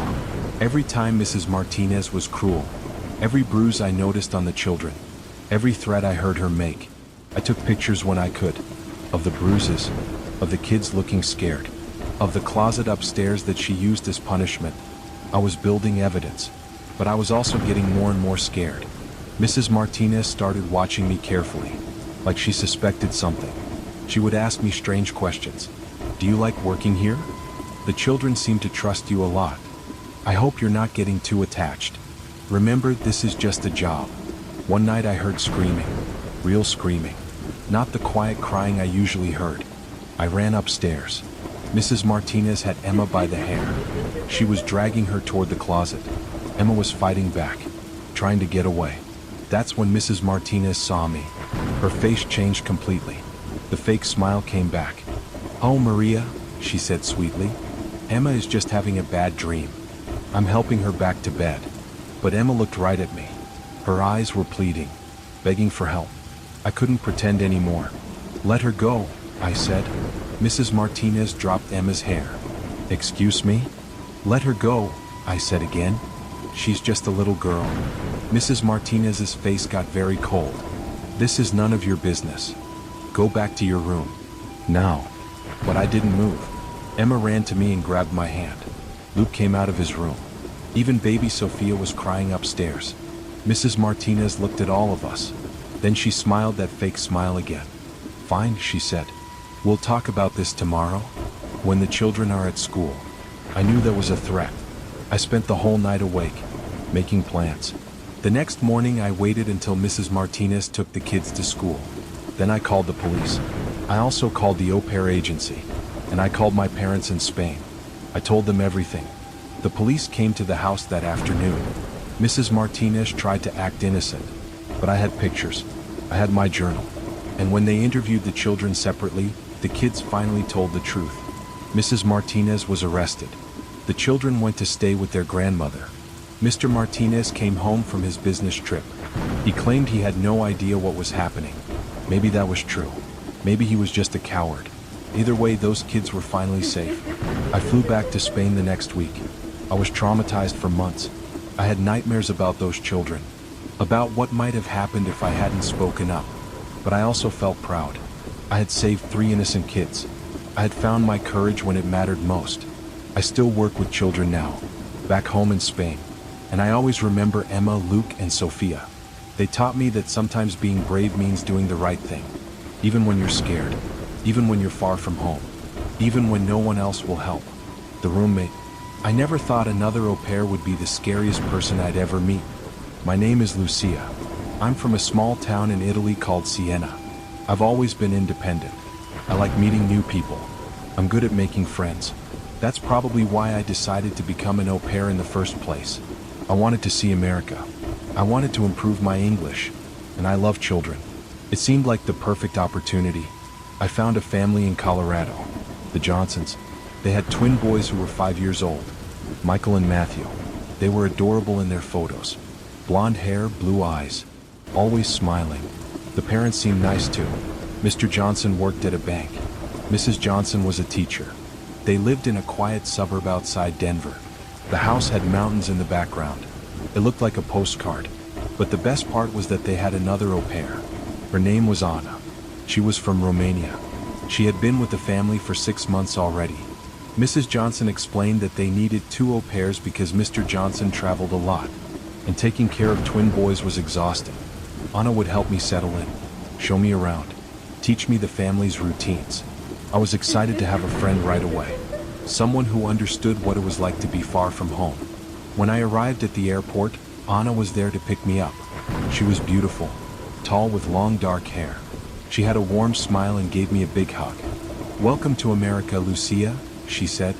Her English was much better than mine. She had been practicing for years, she told me. On the drive to the house, Anna told me all about the family, how sweet the boys were, how kind Mr. and Mrs. Johnson were, how much she loved living in Colorado. She made everything sound perfect. The house was even nicer than in the photos. Anna showed me to my room. It was right next to hers. We shared a bathroom. The boys' room was across the hall. Mr. and Mrs. Johnson's room was downstairs. "We'll be like sisters," Anna said with a smile. The first few weeks were wonderful. Anna helped me with everything. She taught me the boys' schedule, where they liked to play, what foods they preferred, how to handle their tantrums. She was patient with my English. She never made me feel stupid. The boys loved both of us. They would run to us when we came home. They wanted us to read them stories. They begged us to play games with them. Mr. and Mrs. Johnson seemed happy too. They said it was nice to see Anna finally have a friend. They said she had been lonely before I arrived. That made me feel good, like I was helping her as much as she was helping me. Anna and I did everything together. We cooked dinner for the family. We took the boys to the park. We watched movies after the kids went to bed. On weekends, we explored Denver together. We went shopping. We tried new restaurants. We took pictures everywhere. I posted some of them on Instagram. Anna loved taking photos. She was always asking me to pose for pictures. "You're so photogenic," she would say. "Much prettier than me." I thought she was just being nice. But then I started noticing things. Small things at first. Anna would get quiet when I talked to other people. At the park, when other au pairs tried to talk to me, Anna would interrupt. She would make excuses for us to leave. "Lucia is still learning English," she would say. "She's shy around new people." But I wasn't shy. I wanted to make more friends. Anna also started copying everything I did. If I wore a red shirt, she would wear red the next day. If I braided my hair, she would braid hers the same way. If I ordered pasta at a restaurant, she would change her order to pasta too. I thought it was flattering at first, but it started to feel weird, like she was trying to become me. Then I noticed she was going through my things. My clothes would be in different places when I came home. My makeup was being used. My phone would be moved from where I left it. When I asked her about it, she denied everything. "Maybe you forgot where you put things," she said. "It happens to me all the time." But I knew I wasn't forgetting. Someone was definitely going through my stuff. One day I came home early from English class. I heard voices in my room. I quietly walked upstairs. Anna was in there with someone on video call. She was wearing my favorite dress, the one my mother bought me before I left Italy. She was speaking Romanian, so I couldn't understand most of it. But I heard my name several times, and I heard her say Sorella. I knew that meant sister in Romanian because it's similar to Italian. When she saw me in the doorway, she quickly ended the call. "Oh, Lucia," she said, "I borrowed your dress. I hope you don't mind. I spilled something on mine." But she wasn't wearing anything under my dress. If she had really spilled something, she would have changed first. She was lying. "Who were you talking to?" I asked. "My mother," she said quickly. She wanted to see how I looked in American clothes. But something felt wrong about her answer. That night I looked more carefully at my things. Several items were missing. A bracelet my grandmother gave me. Some photos from home. A letter my best friend had written me. When I asked Anna about them, she said she hadn't seen them. But I knew she was lying. I started locking my door when I left. But somehow Anna was still getting in. She must have had a spare key. I asked Mrs. Johnson about it, but she said only Anna and I had keys to our rooms. Anna had been there longer, so she was in charge of the keys. I started to feel like I was going crazy. My things kept disappearing. Anna kept denying everything, but she was acting stranger and stranger. She started talking about how we were destined to be together, how we were more than friends, how we were soulmates. "God brought you here to be with me," she would say. "We're meant to be together forever." That made me very uncomfortable. I tried to spend more time with other people. I joined an au pair group in Denver. I made plans with other girls. But Anna always found ways to interfere. She would tell me the plans had changed, or that Mrs. Johnson needed us at home, or that the boys were sick and needed us. Usually these things weren't true. But by the time I figured that out, it was too late. My new friends thought I was unreliable. They stopped inviting me to things. I was becoming isolated, just like Anna wanted. Then I found my photos. I was looking for something in Anna's room while she was out. I know I shouldn't have gone through her things, but she had been going through mine for months. Hidden in her closet was a box. Inside were dozens of photos of me. Some I remembered taking with her, but others I had never seen before. Photos of me sleeping. Photos of me in the shower. Photos of me changing clothes. She had been watching me, taking pictures without my permission. For months, At the bottom of the box were all my missing things. My bracelet, my photos from home, my friend's letter, even some of my underwear. I felt sick. This girl I trusted was obsessed with me. I took pictures of everything with my phone. Then I put it all back exactly how I found it. I needed to think about what to do. That night Anna acted completely normal. She made dinner. She played with the boys. She watched TV with me. But I kept thinking about that box, about all those photos of me. I couldn't look at her the same way. Everything she did felt creepy now. The way she stared at me. The way she touched my arm when she talked. The way she always wanted to be near me. I decided I had to tell Mr. and Mrs. Johnson. But when I tried to talk to them, Anna was always there. She never left me alone with them. It was like she knew what I was planning. Finally, I got Mrs. Johnson alone when Anna was at the store. I showed her the photos on my phone. I told her about the missing items, about Anna going through my things, about the weird comments she made. Mrs. Johnson looked shocked. "Are you sure about this?" she asked. "Anna has been with us for months. She's never caused any problems. Maybe there's a misunderstanding." But when she saw the photos of me sleeping, her face changed. "Oh my God," she whispered. "This is serious." Mrs. Johnson confronted Anna when she came home. Anna denied everything at first. But when Mrs. Johnson mentioned the photos, Anna broke down. She started crying and speaking in Romanian. She admitted to taking the pictures, to going through my things, to keeping me away from other friends. But she said it was because she loved me. "She's my soulmate," Anna cried. "She belongs with me. I was protecting her." Mrs. Johnson fired Anna immediately. She called the police to file a report. Anna had to pack her things and leave that same day. But before she left, she came to my room. Her eyes were red from crying. But there was something scary in them too. "This isn't over, Lucia," she said quietly. "You can't run away from destiny. We're meant to be together. I'll find you wherever you go." Then she left. I was so relieved she was gone. But I was also scared. What if she really tried to find me? I changed all my social media passwords. I made my Instagram private. I asked Mrs. Johnson not to give Anna my contact information if she asked. For a few weeks, everything was quiet. I started to relax. I made new friends in the au pair group.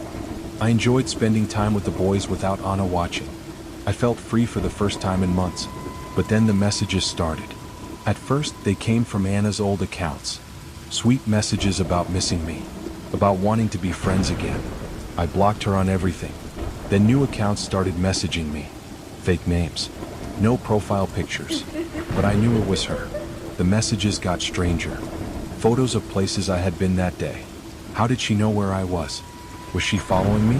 I told Mrs. Johnson. She called the police again. But they said unless Anna physically threatened me, there wasn't much they could do. The messages continued for weeks. I was scared to leave the house. I was scared to be alone. I started having nightmares about Anna. About her taking pictures of me while I slept. About her going through my things. About her saying we were destined to be together. Finally, I decided I couldn't take it anymore. I called my parents and told them everything. They immediately bought me a plane ticket home. I left Colorado 2 weeks later. I never finished my au pair contract. I never got to say goodbye to Michael and Matthew properly. I had to run away from the life I was building. All because one person became obsessed with me. I'm back in Italy now. I still get messages sometimes. From new fake accounts. Anna hasn't given up. She's still trying to find me. Still claiming we're meant to be together. I've changed my phone number 3 times. I've deleted most of my social media. I'm scared she'll show up in Italy someday. I still want to work with children. But I don't think I'll ever be an au pair again. The experience taught me that danger can come from anywhere. Even from people who seem like friends. Even from people who are supposed to understand you. Sometimes the scariest monsters are the ones who think they love you. The job interview.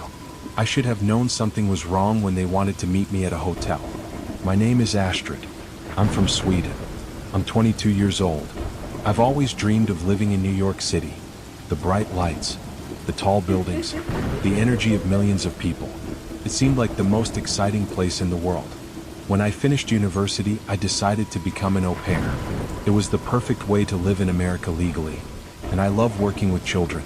Back home in Sweden, I worked at a daycare for 3 years. I was good at it. Kids liked me and I liked them. Finding an au pair family was harder than I expected. Most families wanted someone with more experience, or someone who could start immediately. I was willing to wait for the right opportunity. Then I got an email from someone named Jennifer Davis. She said she found my profile online. She had 2 young daughters, ages 4 and 6. Her husband was a businessman. They lived in Manhattan, in a penthouse apartment. The pay was much higher than other families offered, almost double what most au pairs make. She said it was because living in New York was expensive, and because her husband traveled a lot. She would need me to work some evenings and weekends. It sounded perfect. Jennifer sent me photos of the apartment. It was beautiful. Floor-to-ceiling windows. A view of Central Park. The girls' rooms were filled with toys and books. Everything looked expensive and clean. She also sent photos of the girls, Emma and Sophie. They were adorable. Blonde hair like mine. Big blue eyes. Sweet smiles. Jennifer explained that they had hired au pairs before, but the girls were picky about who they liked. They need to feel comfortable with you, she wrote. Would you be willing to meet them in person before we make it official? Of course I said yes. Most families want to meet potential au pairs. It made sense. Jennifer said she was traveling for work that week, but she would be in London for one day. She could meet me there if I could make the trip. It was expensive to fly to London, but Jennifer offered to pay for my ticket. She said it was important to meet face to face. I want to make sure you're perfect for my girls, she wrote. I was excited. This family seemed wonderful. The pay was great. The location was perfect. And Jennifer seemed to really care about finding the right person. She booked my flight and hotel room. Everything first class. I had never stayed in such a nice hotel. Jennifer said we would meet in the hotel restaurant for lunch. Then we could talk about the job details. I arrived in London on a Wednesday morning. The hotel was in the center of the city. Very fancy. Very expensive. I felt a little out of place, but also excited. This family clearly had money. Working for them would be amazing. I got ready for lunch carefully. I wore my best dress. I practiced what I would say, how I would explain my experience with children, how much I wanted to live in New York, how dedicated I would be to Emma and Sophie. At noon, I went down to the restaurant. I looked around for a woman with 2 young girls, but I didn't see them. I asked the hostess if someone named Jennifer Davis had a reservation. She checked her list. Yes, she said. Table for 4. But no one has arrived yet. I sat down to wait. I ordered water and checked my phone. No messages from Jennifer. 15 minutes passed. Then 30. I was starting to worry. Maybe there was traffic. Maybe the girls were being difficult. Maybe something happened. Then a man approached my table. He was tall and thin, maybe 40 years old, wearing an expensive suit. Astrid? He said with an American accent. I nodded. I'm David, he said. Jennifer's husband. He sat down across from me. Where are Jennifer and the girls? I asked. They're upstairs, he said. Emma is having a meltdown. You know how kids can be. Jennifer thought it would be better if I talked to you first. Make sure you're a good fit before the girls meet you. That seemed reasonable. Kids do have bad days. Maybe Emma was overtired or cranky. David ordered wine for himself. I stuck with water. I wanted to stay professional. He asked me about my experience with children, about my education, about my family back in Sweden. Normal interview questions. But something felt off. He kept looking at me strangely, like he was studying me. And he asked weird personal questions. Do you have a boyfriend back home? Have you ever lived with a man before? Are you comfortable being alone with older men? I answered politely, but I was confused. Why did those things matter for taking care of children? After an hour, I asked again about meeting Jennifer and the girls. Soon, David said. First, I want to show you some photos of our apartment, so you know what to expect. He pulled out his phone. The photos looked different from what Jennifer had sent me. Smaller rooms, different furniture, no view of Central Park. I thought you lived in Manhattan, I said. We do, he said quickly.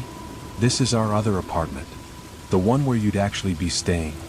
The penthouse is for entertaining. That didn't make sense. Why would an au pair stay in a different apartment from the children? But David kept talking. The thing is, Astrid, he said, this job is a little different from what Jennifer described. We need someone more flexible. Someone willing to help with various tasks, not just childcare. I asked what kind of tasks. Household management, he said vaguely. Personal assistance. Whatever the family needs. He leaned forward across the table. The pay would be even higher than we discussed. Much higher. But you'd need to be completely committed. Available whenever we need you. Day or night. Something was very wrong. This didn't sound like an au pair job anymore. I think I should meet Jennifer and the girls now, I said. Or maybe we should reschedule. Actually, David said. They had to leave. Emergency with Sophie. She got sick suddenly. They went to the hospital. But he didn't look worried. If his daughter was in the hospital, wouldn't he be there too? Maybe I should go, I said. I started to stand up. David grabbed my wrist. Not hard, but firm enough to make me sit back down. Don't rush off, he said. We're not finished talking. I have a proposition for you. I looked around the restaurant. There were other people there, but no one was paying attention to us. The au pair job was just to get you here, David said quietly. We have a different kind of work for you. More profitable. More exciting. I felt my heart start beating faster. What kind of work? I asked. David smiled, but it wasn't a nice smile. Let's just say there are men who pay very well. For the company of beautiful Swedish girls. Especially ones who are far from home. With no one looking for them. I understood what he was saying. This wasn't about childcare. There were no children. There was no Jennifer. This was something else entirely. Something dangerous. I need to use the bathroom, I said. David nodded. Don't take too long, he said. We have more to discuss. I walked to the bathroom as normally as I could, but inside I was panicking. I locked the door and immediately called my parents. It went straight to voicemail. The time difference. They were probably sleeping. I tried my best friend. Same thing. I was completely alone, in a foreign country, with a man who was clearly lying about everything. I looked at myself in the mirror. I had to think clearly. I had to get out of there. But David was waiting for me in the restaurant. I couldn't just walk past him and leave. He might follow me, or cause a scene. I needed a different plan. The bathroom had a small window, but it was too high and too small to climb through. There was no other exit. I would have to go back to the table. But I wouldn't go anywhere else with David, no matter what he said. When I returned to the restaurant, David was on his phone, speaking quietly in a language I didn't recognize. He looked up when he saw me. Ready to continue our conversation? He asked. Actually, I said, I need to think about your offer. It's a big decision. Can we meet tomorrow instead? David shook his head. This is a limited time opportunity, he said. My business partners are expecting to meet you today. They're waiting upstairs. He wanted me to go upstairs, to a hotel room, with other men. Everything in my body was screaming danger. I'm not comfortable with that, I said. Maybe this isn't the right job for me. David's expression changed. The fake friendliness disappeared. You came all this way, he said coldly. We paid for your flight, your hotel room. You owe us something. I can pay you back, I said, when I get home. I don't think you understand, David said. He leaned forward again. This wasn't a request. You're going to come upstairs with me. You're going to meet my friends. And you're going to be very nice to them. I looked around the restaurant again. There was a waiter nearby, an elderly couple at the next table, a businessman reading a newspaper, normal people living normal lives. They had no idea what was happening at my table. What if I say no? I asked quietly. David reached into his jacket. For just a second, I saw something metal. You won't say no, he said. You're a smart girl. You understand the situation. But I didn't understand. How could this be happening? In a nice hotel restaurant, in the middle of the day, in a civilized country. How could someone just decide to destroy my life? Like it was nothing. I need another minute, I said, to think. No more thinking, David said. Time to go. He stood up and walked around the table. He put his hand on my shoulder. To anyone watching, it probably looked friendly, like a father helping his daughter. But his grip was firm. I had no choice but to stand up. We walked toward the elevator. David's hand stayed on my shoulder the whole time, guiding me, controlling me. I thought about screaming. But what would I say? The graveyard shift. Emily Carter thought she had found the perfect part-time job as a night security guard at Willowbrook Cemetery in the quiet English countryside, until she realized that the graves she was supposed to protect were filling themselves back in every morning after being mysteriously dug up each night, and the elderly groundskeeper who hired her had been buried in Plot 73 for over 2 decades. The position came to Emily's attention during her final year at university when money was tight and her studies in archaeology made the job seem almost romantic, walking peaceful paths between ancient headstones under starlight, ensuring that vandals didn't disturb the resting place of generations of local families, and earning enough to cover her rent while having plenty of quiet time to work on her thesis about Victorian burial customs. The interview took place on a foggy October afternoon with Mr. Henley, a kind old man with gentle eyes and hands that felt surprisingly cold when he shook hers, explaining that the cemetery had been experiencing problems with grave robbers and needed someone reliable to patrol the grounds from midnight until dawn, warning her that the job required someone with a strong stomach and the wisdom to mind their own business if they encountered anything unusual during their rounds. Emily's first night began innocently enough as she walked the winding gravel paths between rows of weathered headstones, her flashlight beam dancing across carved angels and faded epitaphs, the autumn air crisp and clean with the scent of fallen leaves and damp earth, though she noticed that several graves in the older section appeared to have been recently disturbed with loose soil and scattered flowers suggesting someone had been digging in the darkness. By her third night, Emily had developed a routine of checking the main gate, walking the perimeter fence, and then making slow circuits through each section of the cemetery, pausing occasionally to straighten fallen flowers or write a toppled grave marker, though she began to notice that the same graves seemed to be disturbed night after night, always in the Victorian section where the most elaborate monuments stood like silent sentinels over their wealthy occupants. The pattern became impossible to ignore by the end of her first week. Graves that appeared freshly opened when she arrived for her shift would be neatly filled and restored by morning, complete with replaced flowers and cleaned headstones, as if someone was working through the night to repair whatever damage had been done, though Emily never saw or heard anyone else in the cemetery during her long solitary hours of patrol.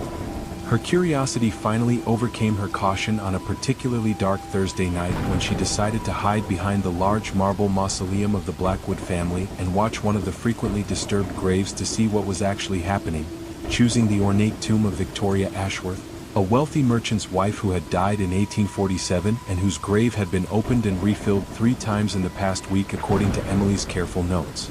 She settled in behind the cold marble wall at 11:30, wrapping her thick coat tightly around herself and trying to stay warm as the hours crawled by, listening to the gentle sounds of night creatures moving through the grass and the distant hoot of an owl in the ancient oak trees that bordered the cemetery, occasionally checking her watch and wondering if she was wasting her time on what might be nothing more than the work of foxes or badgers disturbing the soft earth around the older graves. At exactly 2:15 in the morning, Emily heard the unmistakable sound of metal striking soil, followed by the rhythmic scraping of a shovel digging steadily downward, though when she peered around the edge of the mausoleum she could see no one at Victoria Ashworth's grave despite the clear sounds of excavation continuing in the darkness, dirt flying through the air and landing in neat piles as if invisible hands were working with practiced efficiency to unearth whatever lay 6 feet below. The digging continued for nearly an hour while Emily watched in growing horror, her rational mind trying to find logical explanations for what she was witnessing even as the evidence of her eyes told her that some unseen force was systematically opening the grave with purpose and determination, occasionally pausing as if to examine something before resuming the steady rhythm of shovel against earth and stone. When the digging finally stopped, Emily heard a different sound that made her blood run cold, the creaking of old wood and rusty hinges, followed by a long sigh that seemed to come from deep within the earth itself, as if someone or something had been holding their breath for over a century and was finally able to exhale, though still she could see nothing but the dark outline of the open grave and the pile of displaced soil glowing faintly in the weak moonlight filtering through the clouds. What happened next challenged everything Emily thought she knew about life and death as a pale figure began to rise slowly from the open grave, not climbing out but floating upward like smoke or mist given human form, wearing what appeared to be a Victorian dress that flowed around its translucent body as it hovered above the disturbed earth for several long moments before drifting away toward the newer section of the cemetery where more recent burials lay beneath simple granite markers and plastic flowers. Emily remained frozen behind the mausoleum for another 20 minutes, her heart pounding so loudly she was sure it could be heard across the entire cemetery, watching as the grave began to fill itself back in without any visible assistance, soil flowing back into the hole like water finding its level, flowers rearranging themselves in perfect order, and the headstone straightening itself until no sign remained that the grave had ever been disturbed at all. The next morning brought the first real conversation Emily had attempted with Mr. Henley since being hired, though when she arrived at his small cottage near the cemetery entrance she found it empty and covered in dust as if no one had lived there for years, with neighbors explaining that old Henry Henley had been the groundskeeper for 40 years until his death in 1999, and that the cemetery had been maintaining itself ever since through some arrangement with the local council that no one quite understood but everyone agreed was working perfectly well. Emily's investigation into the cemetery records at the local library revealed a pattern spanning over 2 centuries. Every person buried in Willowbrook Cemetery had died with some form of unfinished business, unfulfilled promise, or unresolved guilt that had prevented them from finding peace in death, and the Victorian section housed the most troubled souls of all, wealthy merchants and factory owners whose fortunes had been built on the suffering of others and who were doomed to rise each night to search for some way to make amends for their earthly sins. The revelation that she had been hired by a ghost to guard other ghosts should have sent Emily running back to London, but instead she found herself strangely comforted by the knowledge that even in death these souls were trying to find redemption, and she continued her nightly rounds with new understanding, no longer fearing the sounds of digging and rising but recognizing them as the desperate attempts of the restless dead to somehow balance the scales of justice that had been left uneven when they passed from the world of the living. Over the following weeks, Emily began to notice that her presence seemed to have a calming effect on the cemetery's ghostly inhabitants. Graves were disturbed less frequently, the floating figures moved more peacefully through the moonlight, and she occasionally heard what sounded like whispered words of gratitude carried on the night breeze when she paused to straighten flowers or clean debris from around the headstones of those who had no living relatives to tend their memory. The job that had begun as a simple way to earn money for university had transformed into something far more meaningful, a bridge between the world of the living and the realm of the dead, where Emily found purpose in helping lost souls find their way to whatever peace awaited them beyond the boundaries of Willowbrook Cemetery, and where she learned that death was not an ending but simply another beginning for those brave enough to face their past mistakes and seek forgiveness in the gentle darkness of a moonlit graveyard where time moved differently and second chances grew like flowers from consecrated ground. The Music Box Collector. Margaret Thompson discovered that the antique music boxes she had been collecting and restoring in her small Yorkshire cottage were not playing melodies from this world, but were instead broadcasting the final thoughts and memories of people who had died while listening to those exact same songs. And each box she opened was adding another tortured soul to the growing chorus of voices that whispered to her every night when the clock struck midnight. The hobby had started innocently enough after Margaret's retirement from her teaching job at the local primary school, when her daughter Susan suggested that she needed something to occupy her time and keep her mind sharp, leading Margaret to browse the weekend antique markets in the countryside where she first encountered Mrs. Pemberton, an elderly woman with silver hair and knowing eyes who ran a stall filled with the most beautiful music boxes Margaret had ever seen, each one crafted with intricate details and delicate mechanisms that seemed to call out to her with an irresistible charm that made her purchase 3 boxes that very first day despite their hefty price tags. Mrs. Pemberton had been particularly helpful in explaining the basics of music box restoration, providing Margaret with specialized tools and instruction manuals, though she had made one strange request that seemed odd at the time but which Margaret agreed to without much thought, that she must never open more than one music box at a time, and that she should always listen to each box's complete melody before moving on to work on another, no matter how long or repetitive the song might become.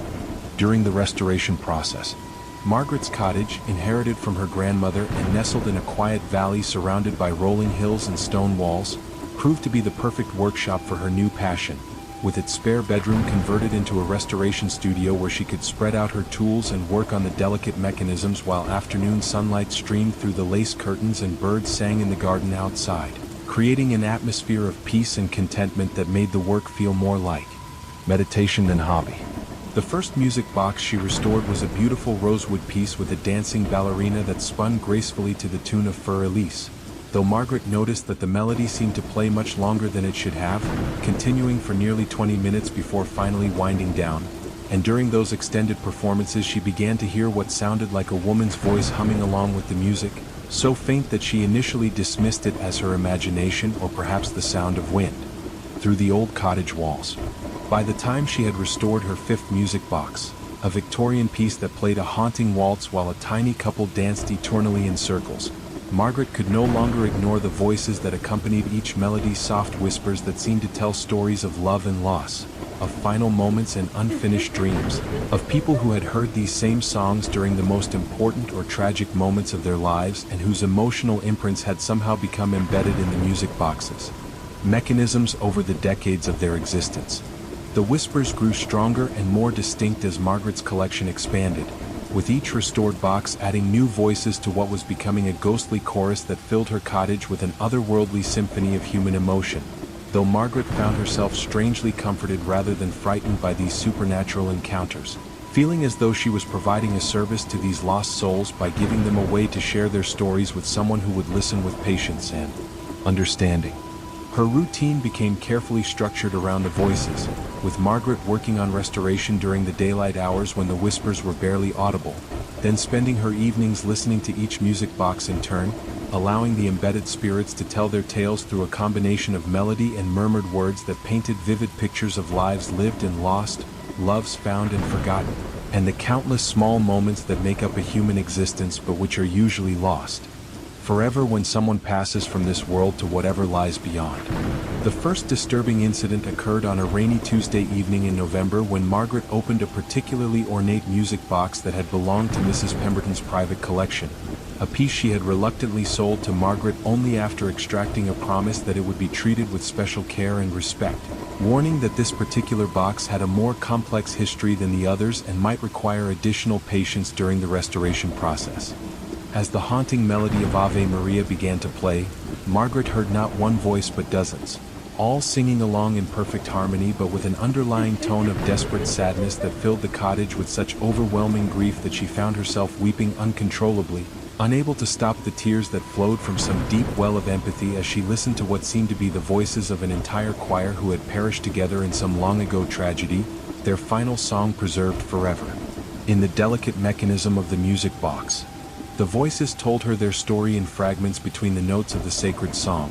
They had been the church choir of St. Michael's Parish in Manchester, practicing for Christmas Eve service in 1897 when a fire had broken out in the church, trapping all 23 members in the choir loft as flames consumed the wooden structure below, and their final act had been to continue singing Ave Maria even as smoke filled their lungs and heat scorched their voices, choosing to face death with the beauty of their combined voices rather than panic and fear.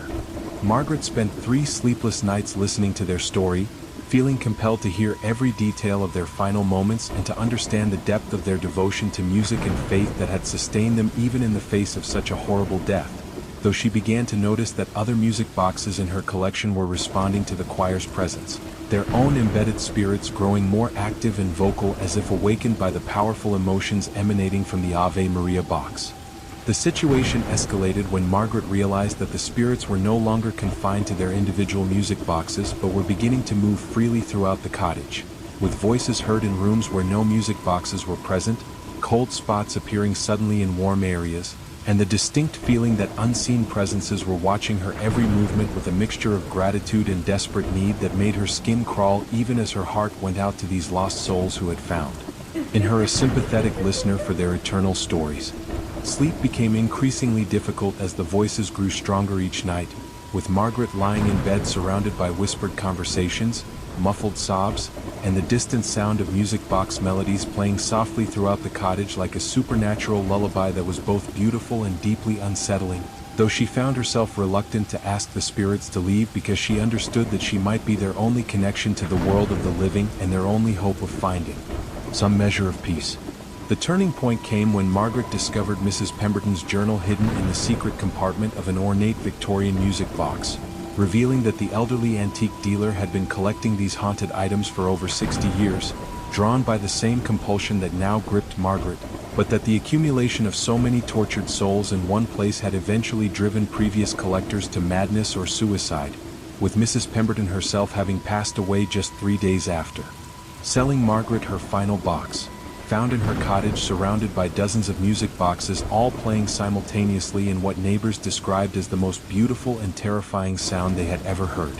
The journal detailed a grim pattern stretching back over 2 centuries. Each music box contained the spiritual essence of someone who had died while deeply connected to its particular melody, whether through love, tragedy, or profound emotional significance.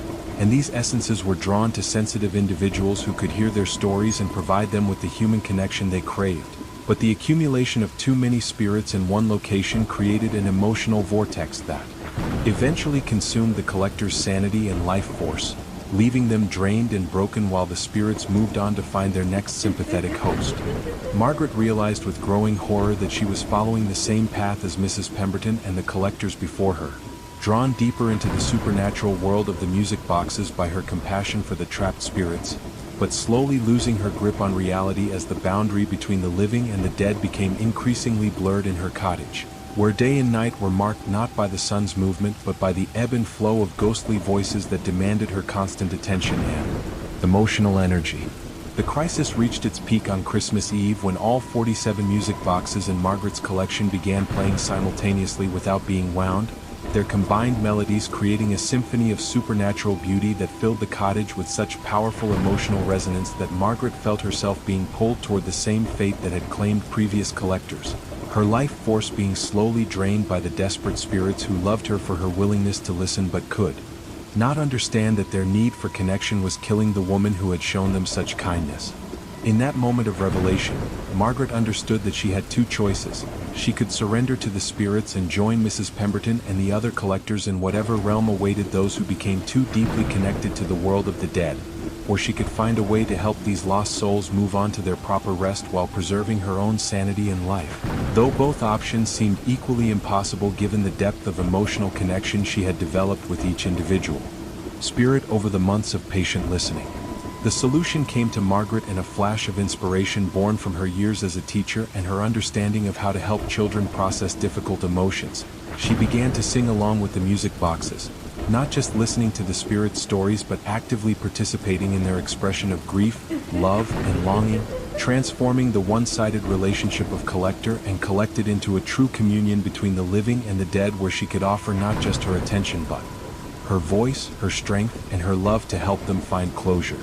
Night after night, Margaret sang with the ghostly chorus, adding her living voice to their ethereal harmonies and providing them with the human connection they needed to finally release their earthly attachments, watching with tears of joy as one by one the spirits found peace and faded away, their music boxes falling silent as their occupants moved on to whatever awaited them beyond the veil of death, leaving behind only beautiful antique mechanisms that played their melodies without the accompanying voices of the lost and lonely dead. The process took nearly 6 months, with Margaret growing weaker but more fulfilled with each spirit she helped to cross over, until finally only one music box remained active, the Ave Maria box containing the church choir that had been her most challenging and rewarding connection, their voices now singing not with desperate sadness but with gratitude and hope as they prepared to reunite with their faith and their God after more than a century of wandering between worlds. On Easter Sunday morning, as the first light of dawn crept through the cottage windows, Margaret opened the Ave Maria box one final time and sang along with the ghostly choir, her voice joining theirs in a final performance of the sacred song that had sustained them through death and beyond, feeling their profound peace and joy as they ascended together into whatever paradise awaited souls who had faced their darkest hour with courage, faith, and the transformative power of music that connects all human hearts across the boundaries of life and death. The cottage fell silent for the first time in months, with all 47 music boxes now containing only their original melodies, beautiful but empty of the supernatural presence that had made them both wonderful and terrible, and Margaret found herself changed by the experience in ways she was still learning to understand, carrying within her heart the stories and songs of dozens of souls who had trusted her with their deepest sorrows and greatest loves, making her feel both incredibly lonely and incredibly connected to the vast web of human experience that continues to bind us together long after our individual lives have ended.